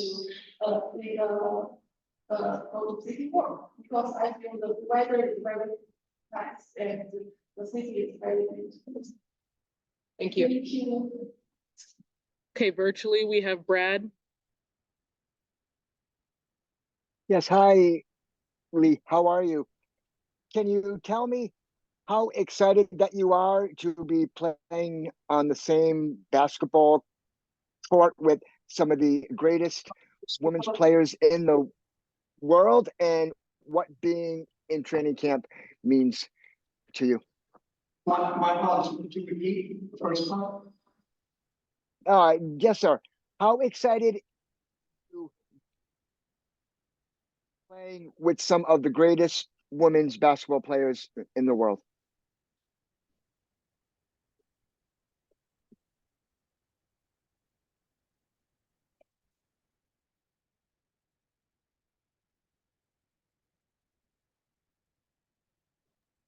Sorry. 因为我能够来到这里，跟这些顶尖的大陆选手，包括顶尖的就是这些选手一起交手，就是这就是一件让我感到兴奋的事情。我也希望能够跟这些人面对面交流，然后跟这些人接触的更多，提升我自己的水平，同时帮助我自己变得更好。然后也希望因为我们现在也有非常好，就是顶尖的大学选手，我希望并肩作战，然后帮助我们队伍提升，然后帮助我们队伍取得更好的成绩。It's very excited to play with some of the best college players on the team. Well, now they're professionals, and also some of the best AEW in the running established the games. And I'm really looking forward to this season and learn from them. And play with them. 你好，我的中文名字是齐青青，梁青青青，你懂了吗？我的英文名字是 Crystal Rich Kim. Just wondering what your relationship with your current head coach is like so far.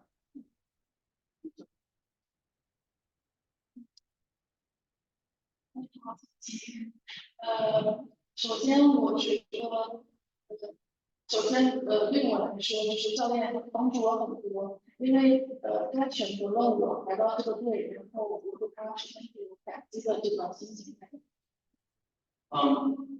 First of all, I'm really thankful for this opportunity. I thank staff and coach for bringing me out here in LA in Spark. 然后因为我的语言不太好，然后他也对我很有耐心，然后对我非常的关心，去跟我说话的时候会说的比较慢一点，然后也让我感到舒服一点。Although the language can be varied between us, but they make me feel very welcome, and then they try to slow down when they talk and always find a way to help me understand what they're saying. 通过这些训练，然后也了解教练，我认为他是一个非常棒的教练，无论是在训练中的指挥跟他的配合让我感到非常的惊讶，就是我觉得这个教练真的是非常高水平的教练，我非常期待跟他感受这样的好。Coaching staff, I can see they have a very full knowledge of the game, very high level. And they always try to help me understand the game easier. And I was very amazed at all the knowledge that they have trying to teach me. Last question. Hi, this is Marina Mershak. What did you learn about WNBA from playing in Chicago, and how has it been helpful as a reader?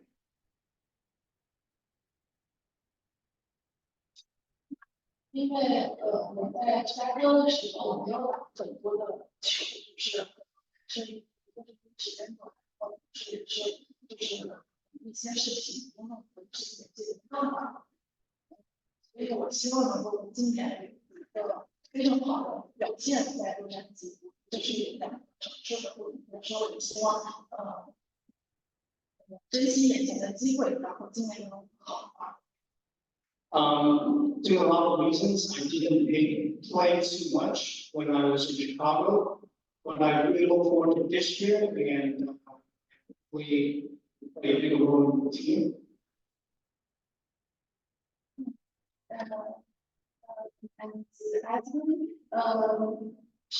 他是一个非常非常好的队友朋友，因为无论是在这里还是在在芝加哥，他都帮助我非常多。任何时候他都会表现出他的100%善意，然后跟我任何需要都会找他，然后他也会关注到我有一些事情的时候，他都会比较耐心的去帮。As Renee, she's a great person on and off the court. She's a great teammate. She's a great friend. She helped me a lot through those process and she always made me feel warm and loved. Thank you, Lee. Thank you. Up next, we have Zaya Cook and Ray Burrell.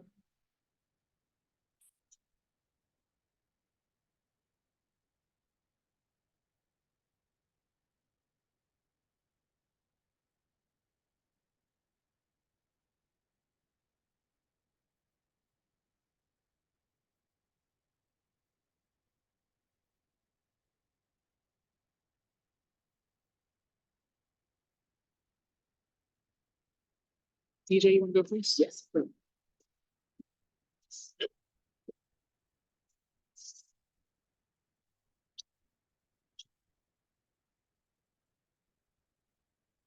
Morning, ladies. I'm DJ from Vanity TV. Quick question for the both of you. What has been your biggest adjustment from this year's training camp versus your place on last season?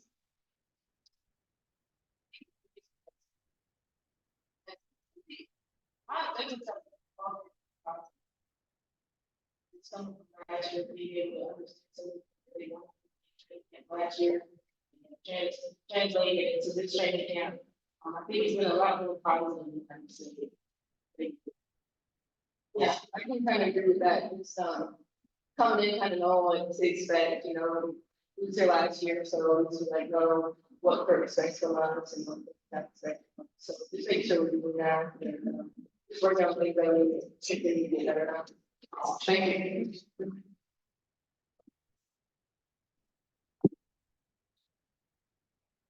you. One of the other times, good to see you guys.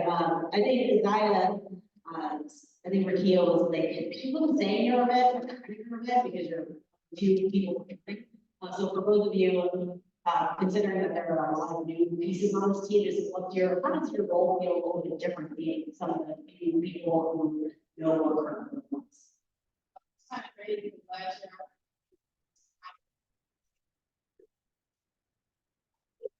year, myself and really a lot of it's kind of something that I did on purpose, just actually happened. So I definitely want to bring that role and being more vocal, especially for the rookies. But that's what I will, that's what I got. That's definitely the role. Definitely see it, so we don't have to resign. Coach Miller talked about you already kind of game shape, like you. Can you talk about your experience in the game, how that's meant to you? It's really part of the training. Yeah, anything was definitely something I needed because I was training for so many months before I played. So I definitely was able to get some good runners in. I was able to see that I'm very confident. And I saw the ball going a lot. So that was something that I really needed coming into training camp. And then again, having a chance to play against a lot of good already in the WNBA is great. So that was something that I definitely needed. Marshall, back to the training team. Welcome, ladies. You guys had your moments last season. What are the biggest areas of you guys' game that you're looking to improve this season to show everybody that you're taking that? Work on my face and just make sure I'm throwing the game out of the game.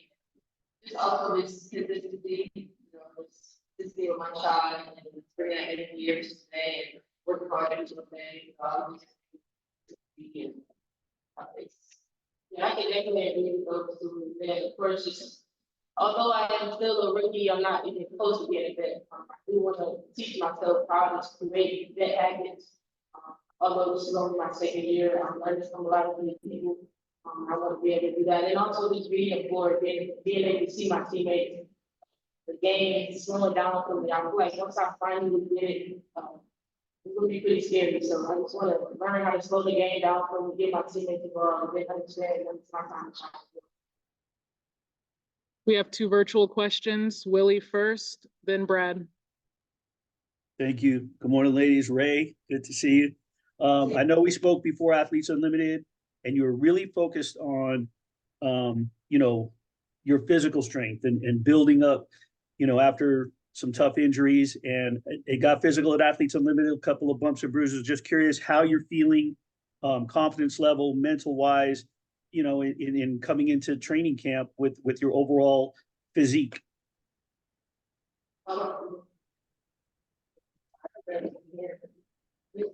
Can you repeat the question, please? Ray, when we talked before Athletes Unlimited, you were, you know, really working on your physique and your physical attributes after a couple of years with some tough injuries. And Athletes Unlimited, it got physical at times. I know there's some bumps and bruises. I'm just curious how your mental game is right now in terms of your confidence with your overall physical ability and your strength and coming into this one stronger than the previous couple of seasons. Yeah, we get in weight room pretty consistently. I was getting in weight room a lot before I even got here, so I feel good with where I'm at strength wise, just mentally I feel confident in where I put myself to be prepared for this training camp for the season. And I just want to continue to work on my strength and just keep that consistent throughout the season as well. Great, thank you. Brad? Yes. Hi, ladies. Brad Lake, WNBA Swish. Zia, this is your second year in the league, and you've talked about how you are developing more as a leadership role, being more in tune. Can you speak to how you are improving and what your leadership role would be this year? Yes, exactly. Yeah, I just think that it's just something that comes natural. I think years, I kind of think about building the same back in college. The first year is my sophomore year, you started getting down, kind of skipping back on the way. But at junior year, getting there, by that fourth year, you're that player that you want to be. So I'm just going with the flow, trusting my process, when I get to college, understanding that everything will not come back work. It's just a journey. I gotta be ready for it. We just keep going. If you like to hear, I can say I want to sleep, learn, it's questions for both of you. After you understand what the rigors of the W entail, how have you improved your mental approach towards the game? And what has you most optimistic about the start of the season? I think that literally 90% of it is I don't think a lot of people understand how just you have to be mentally strong. Can't take things personally. But I say you gotta keep going at the end of the day. That's what I tell myself. Coach City always tells me you don't get to college, I gotta go close. That's why I get by. I had a bad day, don't get to college, I gotta go to go.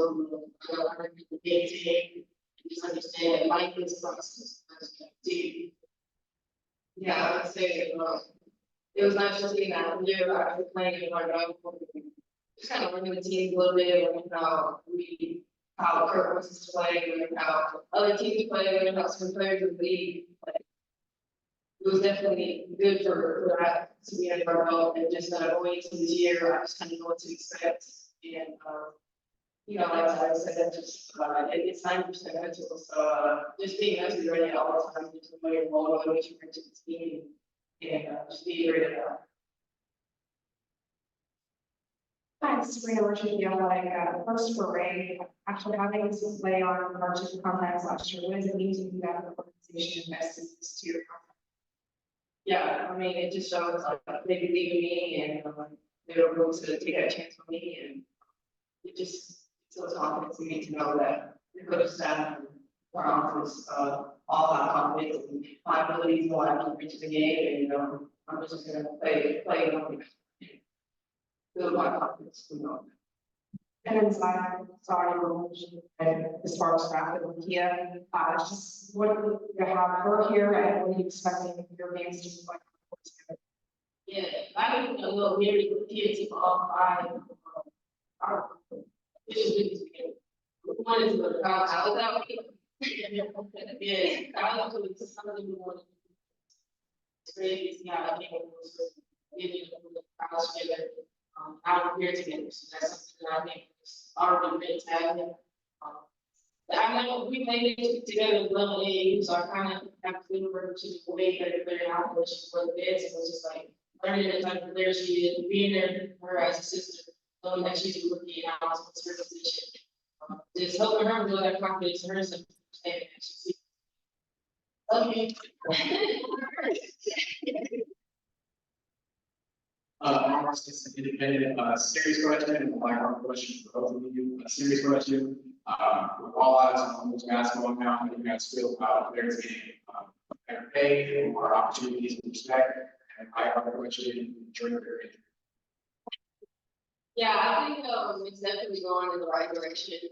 Probably the media we deserve, fighting for. So it's just great to see the good outcomes to it. And like I said, it's just going in the right direction. I'm excited to see it.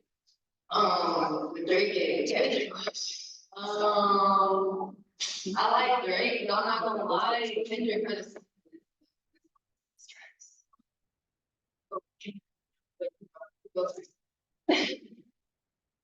yeah, I definitely think that women's basketball is developing in the right direction. So like everyone that has to do with basketball has to take it with. Some of us have not got the opportunities that we're getting now, and ones that are getting now is to be way more opportunities in the future. So I just think that it just shows that, like she said, we just people who deserve. I think college is definitely helping us out with it. For example, we got Kim. Miss College players, NIL, she did amazing in that area. She's going to bring a lot of attention to our team as well.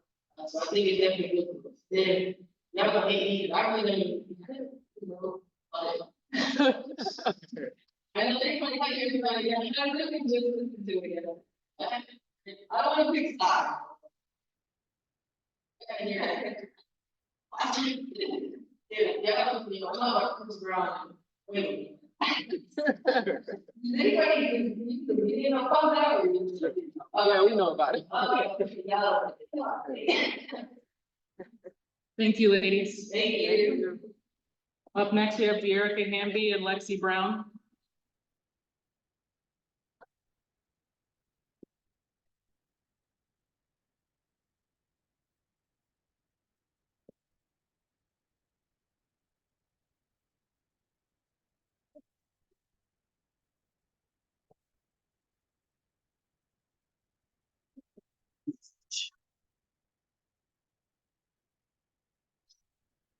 Right.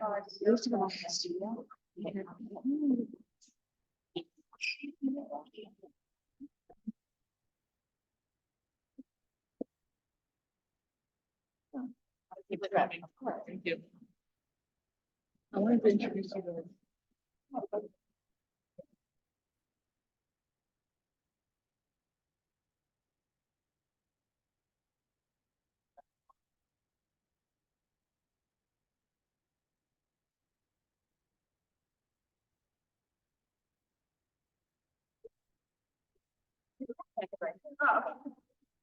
It's probably trying to get individual player interviews. Okay, yeah. I think so.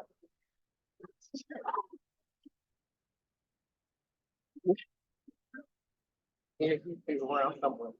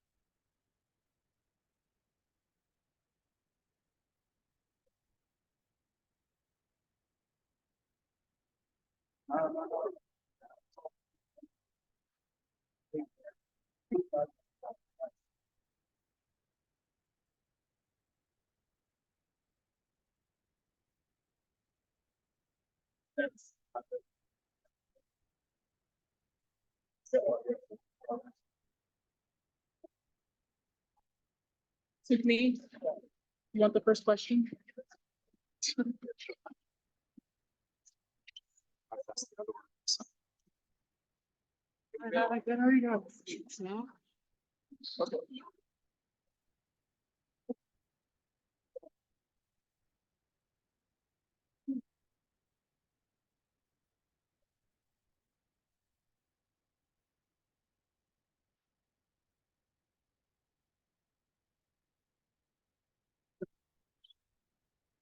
Two people feel like I'm supposed to see you guys back. There's been a lot of turnover with this team, but obviously with new returning, what's it like, being with some of the few returners and kind of helping, pace the team and bringing some new leadership out, obviously, using that. I've enjoyed it. Being able to embrace first time I was having to leadership and not necessarily. This time coming that could have always said, I could be there earlier sort of thing, and she's totally new who I am. But yeah, I'm excited. I've enjoyed it, embraced the role. Like the team to do that. I mean, it's been fun, but it's a role I've been waiting now. I cry, very like speaking of leadership position. Obviously,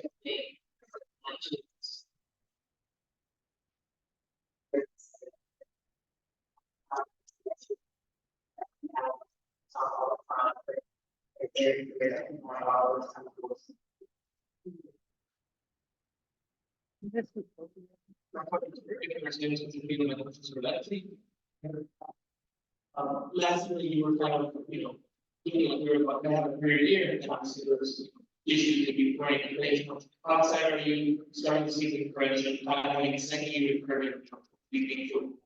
Yeah, I'm super excited, and I was keeping journal touching during training camp and throughout the beginning of the season, and I was looking back, I was reading that like I just was not really well at the beginning of training camp. So coming to this season, really healthy, mentally I'm good, spiritually I'm good, I'm aligned. Definitely helpful, but I'm really excited to build off the season last year. I'm getting all the confidence.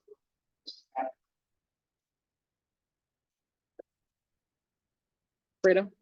The other thing I get for responses with this orientation, I think just to speak to Canada, really good first year of practice. She just mentioned a group like the team model, the team that she appreciates that all her advice. What did you learn from her at the first 3 days of practice? Seeing how it went well. I'm saying to learn, but she reminded me of what we were recording, being able accept that like she's trying to turn it to me for confidence and because at home. So it's just an extension of that, and I'm grateful that she turns to me that, and just an extension of my.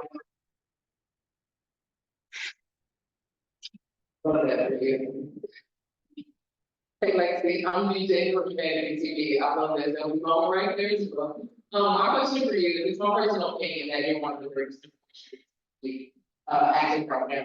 What can we expect to see from you on perimeter, and what opportunities have you seen so far in training camp for you to continue to increase your performance? For me, I think it's being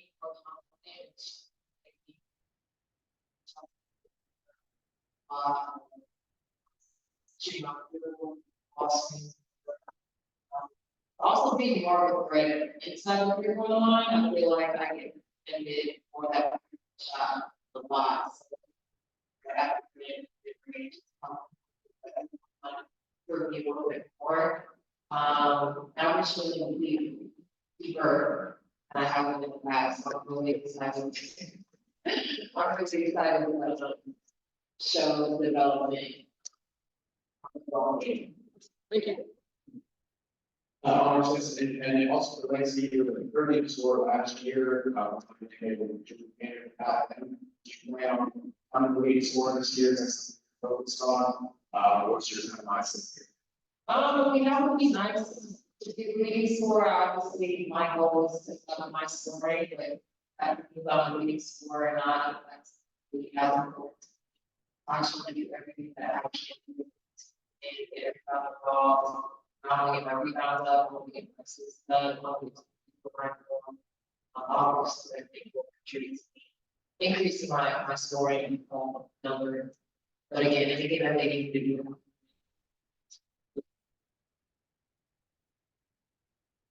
Michael Matthews with Dragon TV, this for both of you guys. Last year, you guys' expectations were much different with a better team with Raegan and Jordan. Now you have a much younger roster around you guys. How do you expect to lead this team this year? Does the expectations change at all for you guys? Yeah, I think the expectation was last year. Just, I mean, obviously, we're talented, but it was just new for everybody. Everybody showing comfortable with sports players. So it almost felt like, you know, we had all the injuries, almost felt like everything off the entire season. I think everybody reached out to the championship and it feels like you're getting the balance that were last year. There's just so much more clarity like in the gym. So I think we shot a lot of people up. I really, really young, asked, I think that would be a lot of people. Yeah, I agree. I think this group is way ahead compared to last season as far as concepts and creating edgy work. I think a lot of people are downplaying this group because we're young, but I mean, we were very good. I think we finished line last year, so I'm like, how bad you guys think we're gonna be in the 3-5 last year? Our expectations.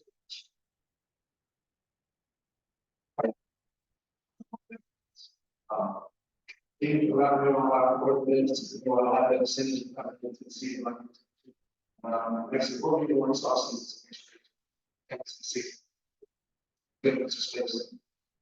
I mean, I think as far as synergy, we just, this group of like leadership, just talk about how we want to previously time together.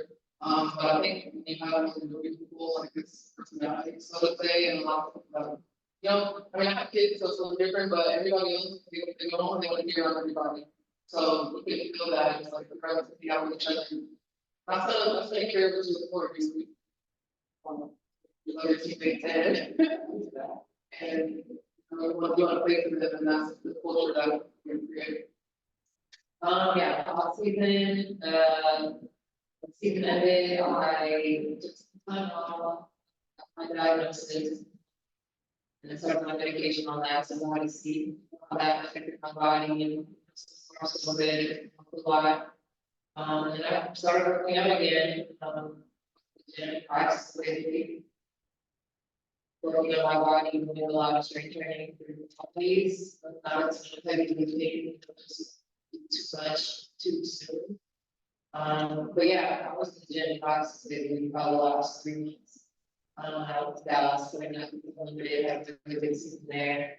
Came back, got right back to work, so people might not see it, but I'm really.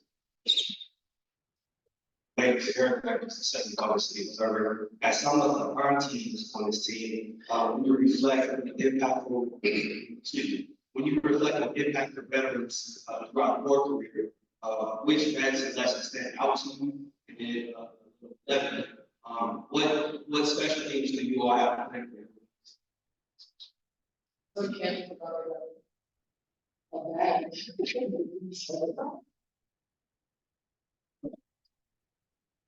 Oh yeah, I know about planning, which is taking the control confidence and so a lot of times I'm talking to them, kind of adverse things for me, no anything going on, no really, they're like, they can be like, we got problems, whatever groups, very keep it around.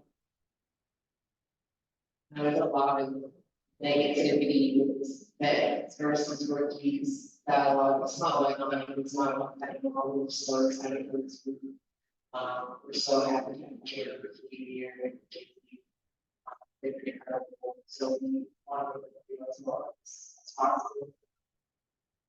My experience, like, was horrible, so, I mean, yeah, that is shade, but I had a really bad experience. I take that, I internalized it, and I was like, I don't ever really make a player, especially young, feel like that. So, I would say the person that had the most income, the better, and I had the most impact on me. So this, my first year in Minnesota, she was one of the first things I really loved. Brought me through the meeting, taught me the ropes of the young meeting, in your battles, how to be a true professional. Sorry, where she is. She's been on the most, and I felt really good. She first of all, try to mix the Hall of Fame. We have one in person and then two virtual. Willie, you'll go first, then Brad.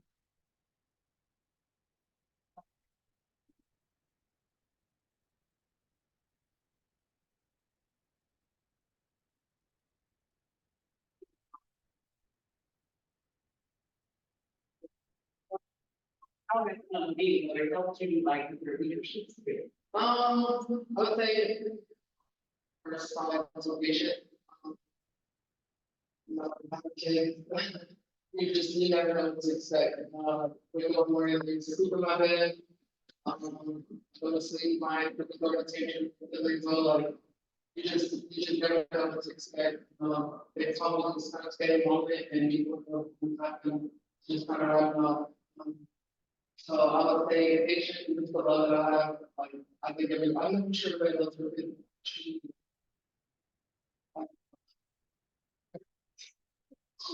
Amazing.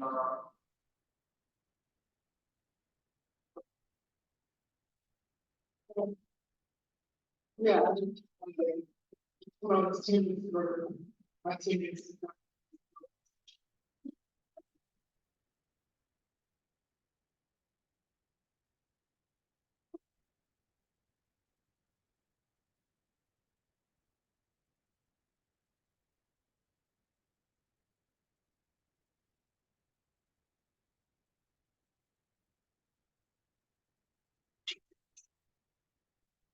Okay, Willie.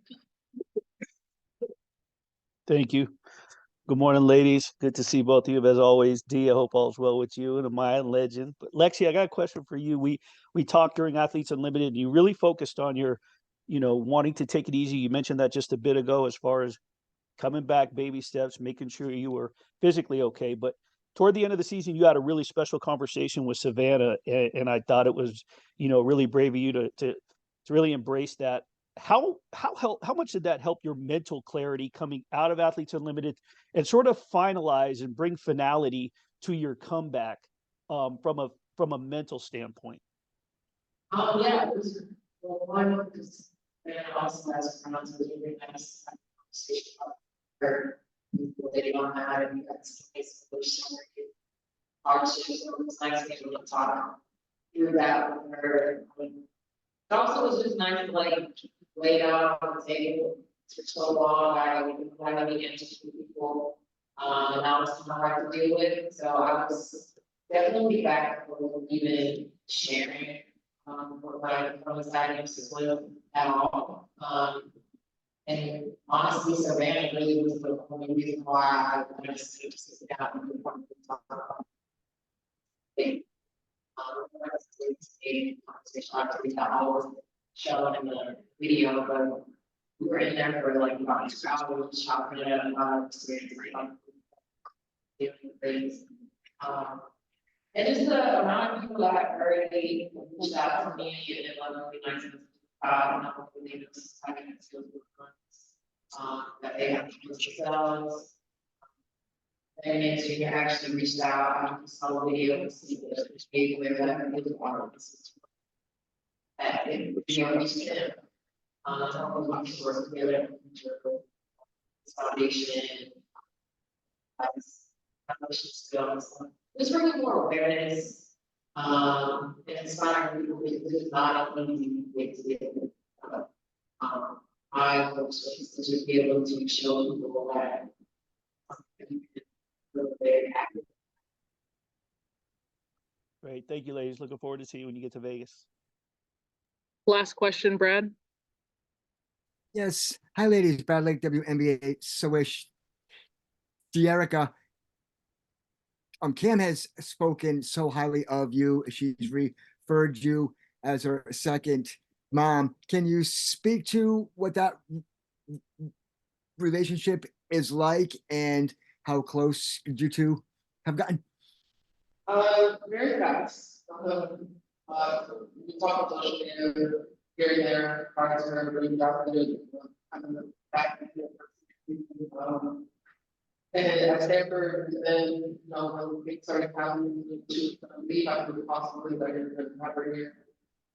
It's just about the draft also, just kind of reassured her that we were happening. And then after she had garbage, she told me she loved me.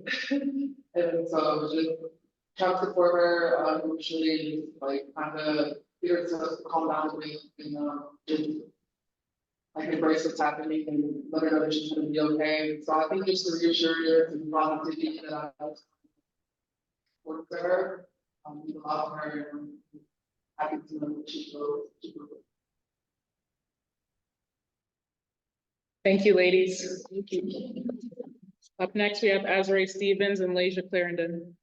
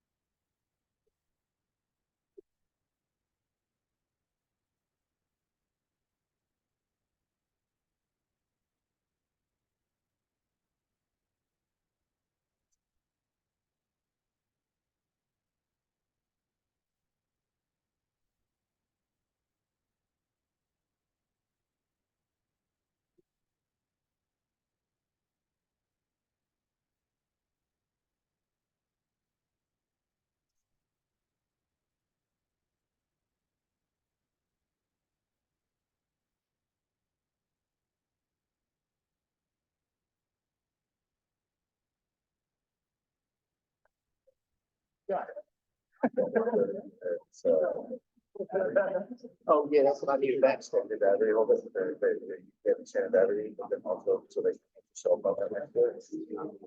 What's on it, so. Just got it not too long ago, but I've been using it for vlogging.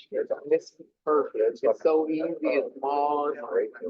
But I need the battery attachment for sure, 'cause I'm on like 20%. Yeah, yeah, and if you try and go, I don't know if they fix it, try and go, like to,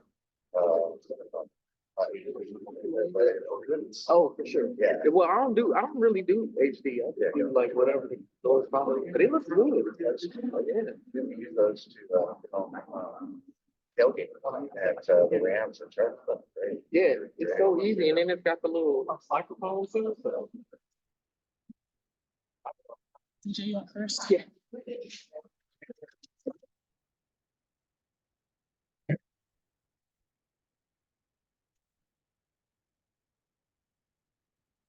Good morning, I'm DJ from NBTV. What's going on, y'all? Is this meeting back this season? This question is for Lasia. Lasia, most of the players in the organization have come up and talked about the leadership role here. And my question for you is, last year you got it done by like all over. How do you expect this season, your role this season on the court as a floor general to help the rookies to I think also my she's a player that I am. Specifically being a point guard, being a player who, you know, it's what I've done most of my career, and I'm doing as a veteran now. It's just huddling the group, it's empowering the young players, also the older players too. I think we decided that with people going through different things in their life, but it's really just bringing the older players, the young babies, like, up to speed on everything. So teaching them to play, like, you know, like stay confident. That's like knowing their position, because you have to help them with their spot, not only on your own spot. It's kind of full circle moment for me. I've been really reflective on like how do you think I came from a really good leader when I came into the league when I was in Indiana, and like a 12-year player to chance to help them with foundation for a younger player. I think that's really special and something that's very take on pride. Thank you. And this question is for Z. Last year you talked about returning to your natural role position. So from training camp so far, what is your idea of how comfortable you would play there? Are you going to be back at the natural floor, or are you going to be a little bit more versatile?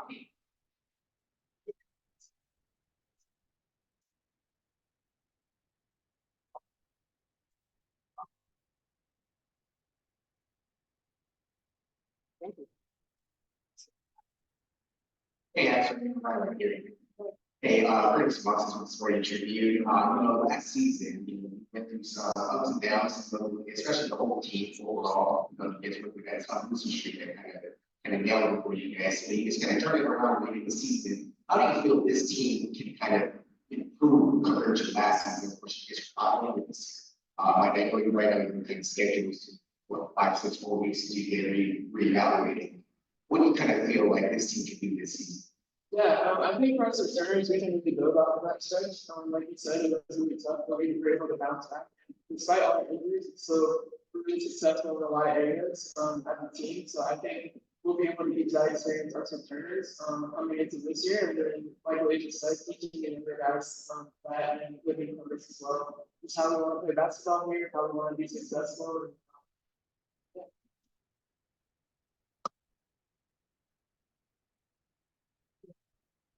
Dealing with the LA Times this much regulation. You're such an experienced player on the team. You're probably the longest tenured WNBA player on the team. Now, just you're this is a rookie class particularly means a lot to the league, not just on the court wise, but off the court wise. How are you as a veteran kind of helping them handle that sort of pressure? Is trying to take the next step in terms of popularity and growth. I mean, I think they get to come in and be who they are. I think the really beautiful part. One, I would say these young players have been dealing with the NIL landscape, so they're much more prepared than I think rookies that have come in the past. And then like I came into the league and I was like just sitting with Twitter, figuring all this stuff out. So they're ahead of their curve already with that kind of stuff. I think it's really just helping them stay grounded where they are, teaching them to be a player, stuff they want to be on the court, and not getting caught in the noise. You know, like our league is growing, and there's going to be a lot more noise. We're already seeing that from the outside in, which anytime you grow, it's a good thing, but you get more of that. And so, how can we appreciate, respect the growth, absolutely want it, but know that there's going to be more. Honestly, bring like shitstorm stuff that comes with it, and I think we're all gonna have to learn how to handle that. You know, I have to read questions all the time, like prepare for what is going to come with the bigger landscape. You have that's for media training, and teaching them, you know, that's like on socials, when things go up and down, how to stay grounded in a 40-day season, which is rolling over with your body, your fatigue, all that stuff is going to come into play. I think it's just a whole. Michael, Matthew, and family team, this is for both of you guys. You guys are there, of course, last year.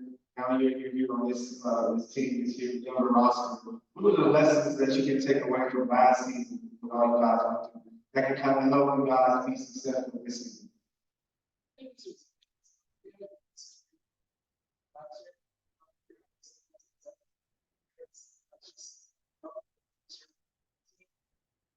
It's just a piece. How we're going to be playing the games and everything. So I think this is what we're going to keep doing. Literally the word that I was going to use, which was, I will think back to that Seattle game where like, I think we're looking at the score before Chicago, wherever, like we were out of the playoffs. The game like technically didn't matter. We talked about this in the coverage last week, but like that game absolutely mattered. It mattered from the character that we wanted to build as players who are on that team. That is how we're trying to build reviews with years. Like it doesn't matter who you are, like when you step on the court and you're wearing a Sparks jersey, like there are non-negotiables that people and be tough and be great and you will not get pumped. Like those are things that like it doesn't matter what you know, like you can play with a level of like greatness and fierceness. And so that you cannot win in this league without having like a chip and an edge of the shoulder, and that comes kind of intangible characteristics that we learned from last year and we built on. I was really proud we won that game. Like Jewel was fit. Like she had the scoring record and she walked up the court like we just lost last game of the season. And we were like, that's how you finish a year. That didn't go the way we wanted to, but I was really proud of that moment. I think that's part of Our citizens independent, for both you guys, but specifically Asia and social justice advocate. Basketball, sports, and what more needs to be done, for the sports standards. Can we rephrase the question? I think I think we are seeing right now this moment in time, like for women's sports to grow, we needed investments, we needed people to give us the media coverage that we deserve. You're seeing that with the Big Three right now at the Final Four.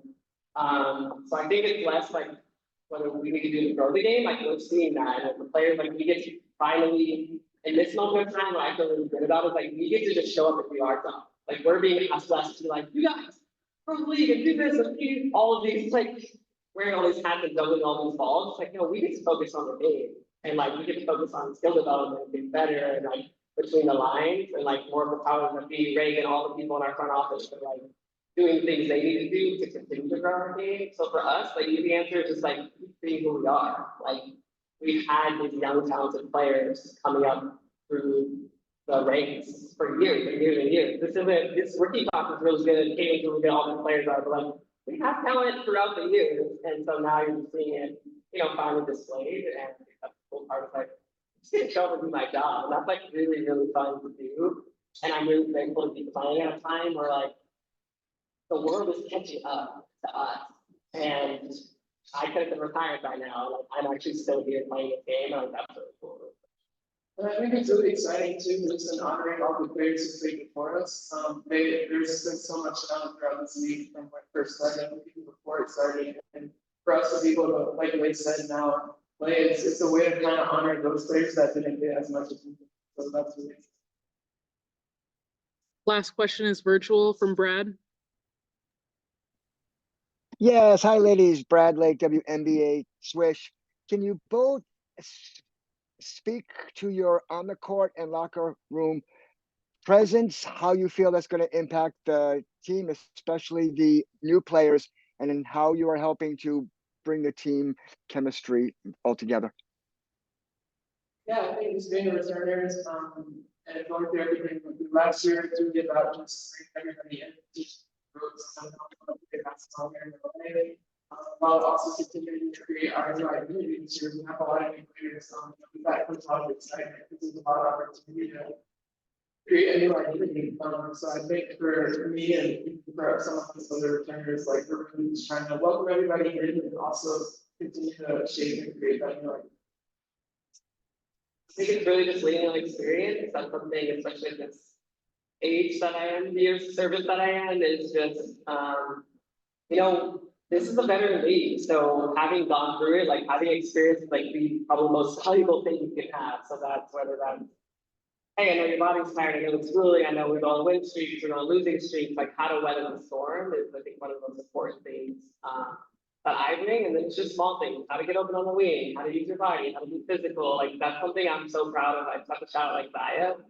Coming into this season, like last year, I would just like beat the crap out of her in practice every day and just like bully her, like not let her get a catch. And she was like, that's a foul. And like, but like, and then towards the end of the season, like I remember I was coming to get open and she just like, wow, and I couldn't catch the ball. And I was like, okay, like you get it now, you're like, wait. And like watching Zaya this season in practice, like she's out there dogging people. And like I go up to her every time and I'm like, yes, like that's what I'm like, the best. Like, oh my God, it's so beautiful to see like that experience.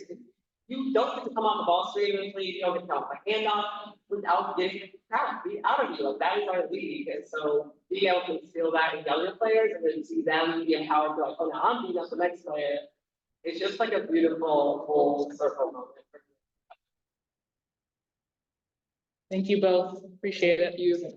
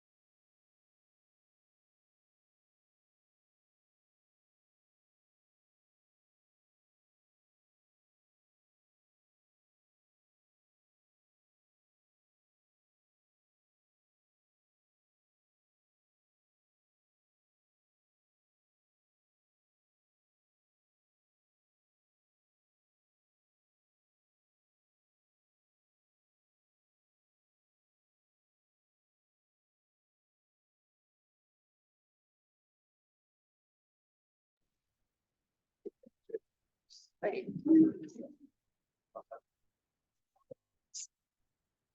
morning, ladies. I'm DJ from Miami TV and questions for me. I wish to play line for USC. So can you talk about what it feels like to stay home here in LA and now be in training camp for this? And definitely.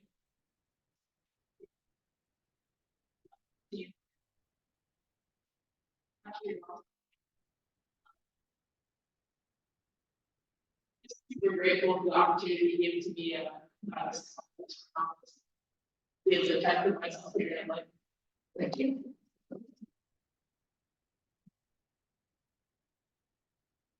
Second conversation, observer, your kids, this questions for you. You told me on the way that you were seeing that your grandfather helped you. He plays a significant role in your intellectual approach towards the game. Now, as a professional mover, what conversations with Smooth have you had that are preparing you for what's in store? Yeah, my father played a big role with professional together. The conversation we had, I think, kind of just that he's super proud of me and always telling the kids the right thing. My whole life, just go out there and work hard and listen to what folks are asking of me. Just continue to be myself. So I think it's great work for me as well in the village. Hi, Sabrina Merchant from Athletic. Steph, we were all really excited to see you last year, and obviously like to work out, but I'm just curious how you feel health-wise, how you feel to develop your game this year. Yeah, super excited to be here. Obviously, last year, but yeah, body's good, knees good. Definitely spent a lot of time in the weight room, so stronger, fitter, faster than but hopefully that can translate in hopefully in my basketball game, but then definitely had time to work on some basketball stuff, like handle and shooting and Planning to very specific, yeah. And then Kenzie, Raegan talked about how she set up all the draftees to go bigger game and naturally as much.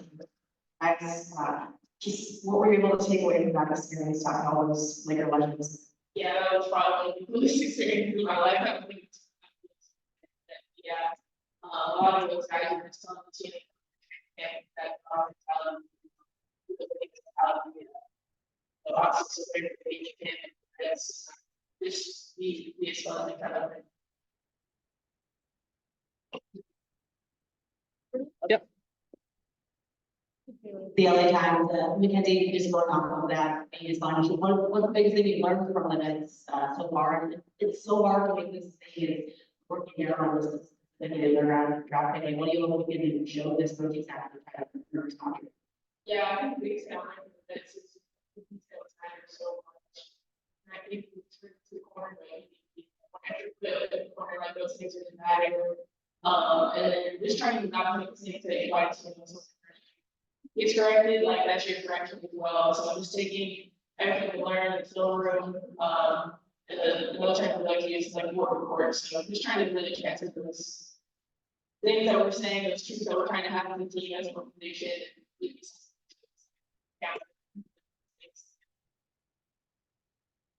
Michael, back to the Tracking TV. Sorry to Mackenzie. Just what is the biggest adjustment when it comes to playing now and being in training camp on the court when it comes to WNBA compared to your time college?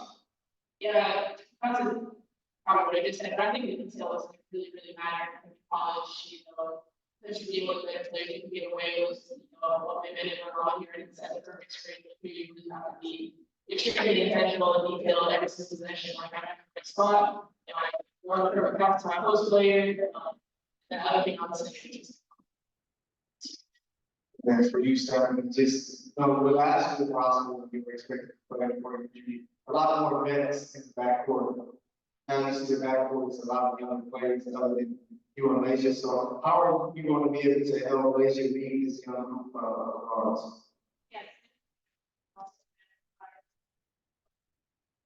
But super happy to be here, be a part of what you're doing. Hopefully show just boys down the stretch and things like that, just settle the nerve and help the team in that situation. Our assessment independent, I know USC questions from Kansas, directions. So, how did the key tournament run this year kind of impact you and what you take from it into this season? Yeah, I think the tournament run just gave me a lot of confidence. Really grateful for my 1 year here. So I think the longer you can keep playing, obviously the winning is fun. So I guess that can pull the social places around for sure. And then yeah, when I think it's just confidence, that I can play next on the stage. Great. We have 2 virtual questions. Brad first, and we'll finish with Willie. Yes, hi ladies, Brad Lake, WNBA Swish. Mackenzie, playing high school ball in Sacramento, then USC, now the Sparks, and being in a basketball family. Can you speak to what it means to have this opportunity to play so close to home and how all your support of your family drives you? Yeah, it means everything to me. It's honestly a big come true. This is like everything I dreamed about growing up. When the very first doing a game was a Sparks game. So this means a lot to me and my family, my support system, honestly, and the fact that it's global and they can come watch games. It's great. Willie. Thank you. Mackenzie, last time we spoke, we were in Las Vegas and you were on the dais as a Pac-12 champion. And the ladies talked so much about the chemistry and the bond that was built with this team and how special it was. You spoke about your route to UNLV or to USC. You started at Cal, then Harvard, and LG bringing you to USC. Those transitions, how has that helped sort of just ease into a whole new roster, building chemistry with a whole new group? Because that was very important to you in how that came together. How has that sort of just eased your transition to the Sparks? Yeah, I think the main thing, I'm just used to like the transitionary period. I played with three different head coaches in my college career, obviously like, a couple different teams. So I think just coming in here, I've just been trying to tell myself, obviously it's a lot of change, a lot of new stuff, but it is the next level, but trying to tell myself, you've done hard things before, you've been through transitionary periods before, having to make big teammates, having to, learn your role, be a follower, and kind of take the lead from those people who have been here. So I think it definitely helped me. Great, thank you. Just one more quick stuff. You guys have played, senior played with WNBL this year. I think Shimmy Swain was also playing this season. What did you learn about their games and how, I don't think she's come up with this, how they can fit in with the most first? Aaron Johnson. Oh, yeah, Ari was super interested this season, watching her game, obviously from Atlanta, but then come to Australia and she dominated, I think. If she didn't have that injury halfway through the season, she would have been with Jordan in the top two for MVP candidate. But I'm really excited to play with her. She's fun, she's worth it. I really like her style of play, and I'm excited to be on the court with her. Then obviously she needs a young Aussie. Yeah, she's talented, got a super skilled, she's athletic, and watching her expand that and expand her IQ and prepare herself for hopefully come over here and next year or the year after. Super excited to see. And then you guys have this opportunity to play in Edmonton in this preseason game, just as an international, what does it mean to the team that you're going to get a Yeah, I'm super excited for it. I'm going to be kind of that's super exciting. But yeah, we'd love to obviously get the game out there, expand to other countries, get to more fans, get to more viewers, and showcase what we can do. Thank you, ladies. Yeah.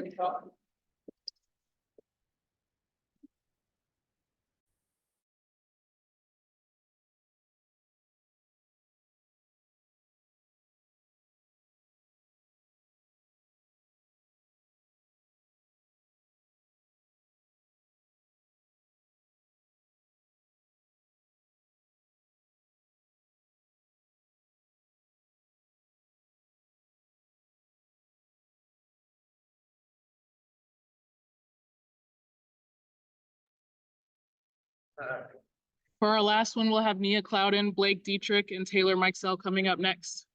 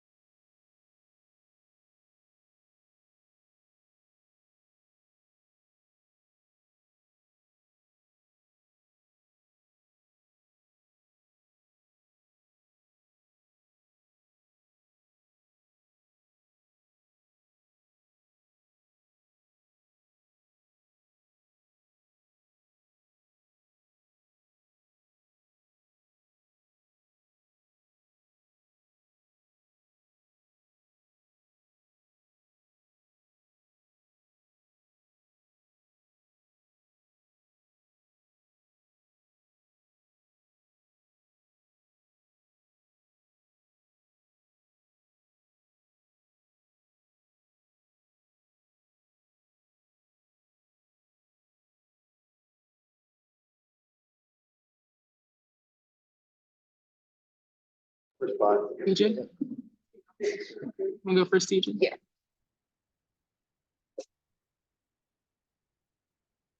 Hey ladies, I am DJ from Infinity TV, and this question is for Mia. Mia, we're coming off the season where we didn't get to see you play because of injury. We're fully rehabbed now into training camp. Can you tell us a little bit about what you can expect from your game and what you was going?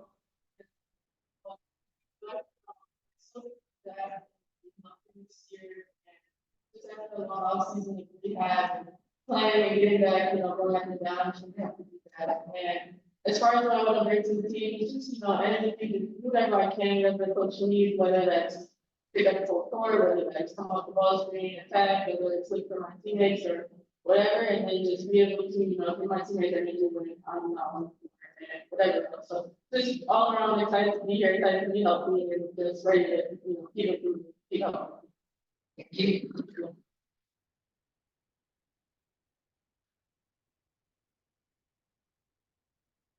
Hi, Sabrina Merchant, the athletic, for Taylor. You got to go through this drafting and training camp, going in and out of the process last year. What have you learned about what it takes to stay in that area? Yeah, I think it's a really cool transition and just everything looks different everywhere. I changed from a successful college career, and then it's it's such a quick transition. But just thankful for the ups and downs and everything that comes with it. You have to learn and grow so quickly. But I think it really just shows you to stay true to yourself and just continue to work hard. Kind of like Nina said, just come in, do what you need to do, do what's being asked of you. And at the end of the day, if it doesn't work out here, it works out somewhere else. Like you're always going to end up where you're supposed to end up. This question's for you launched and kind of talk about times in this game. I guess you a lot of different this about people steps and as well. It's super important, and it's also really hard when there are 18 people and it gets cut down to 12. But you have to work chemistry with every single person who did camp. Curt talked about it the other day too, like you're fighting against people for a spot, but you also need to make each other better because that's part of the job. So we're trying to really focus on team over individual and whatever we need to do to make the team better, even if that means setting up somebody who might end up taking that spot. That's the way it is. So we self-really good teammate in her. Yeah, I would also say, like she spoke to, like, really close with 18 people and, a lot of other practice plays together, we had a lot of new people. And just being able to gel quickly and, a lot of stuff we thrown at us in this training camp, we're putting in a lot of plays we've had in practices from and, I'm playing. So just learning on the fly, getting to adapt quickly, and then just trying to stay positive, there will be ups and downs, is really important. Ours is an independent, what has been the most fun part of the media journey so far? I can start. I think just getting to compete again, having such a long period off of not playing basketball. It's just fun to play basketball again, especially with such high level people. And I think just kind of like touch on what Blake said, just competing and learning each person. So, you bring what you're best at, and then you can see all the different pieces kind of fit together, and it's pretty cool to see. Yeah, being part of the top 100 is, I guess it's 200 right now with training ambassadors, but that top 200 in the world is really exciting. And if you don't love to compete, you shouldn't be here. So that part's super important. And then media day is so fun because everyone gets to be themselves a little bit. You get to see your teammates outside of a basketball environment a little bit. So that's really fun. And seeing the culture in that way. Definitely the same as these two said, and then just for me personally, like we kind of already talked about. Coming from being in last year to being able to have a health training camp this year is just so I just feel a lot of relief with that, being able to play, about being a team and being able to have fun. Great. Brad, we have a virtual question. Yes, hi ladies, Brad Lake from WNBA Swish. This question is for all of you. Can you speak to how Coach Miller and his staff and how they are motivating you to be the best version of yourselves on the basketball court? Brad, can you repeat yourself? I'm really sorry, I cut out a little bit. No problem, ladies. Can you all speak to how Coach Miller and his staff and how they are motivating you ladies to be the best version of yourselves on the basketball court?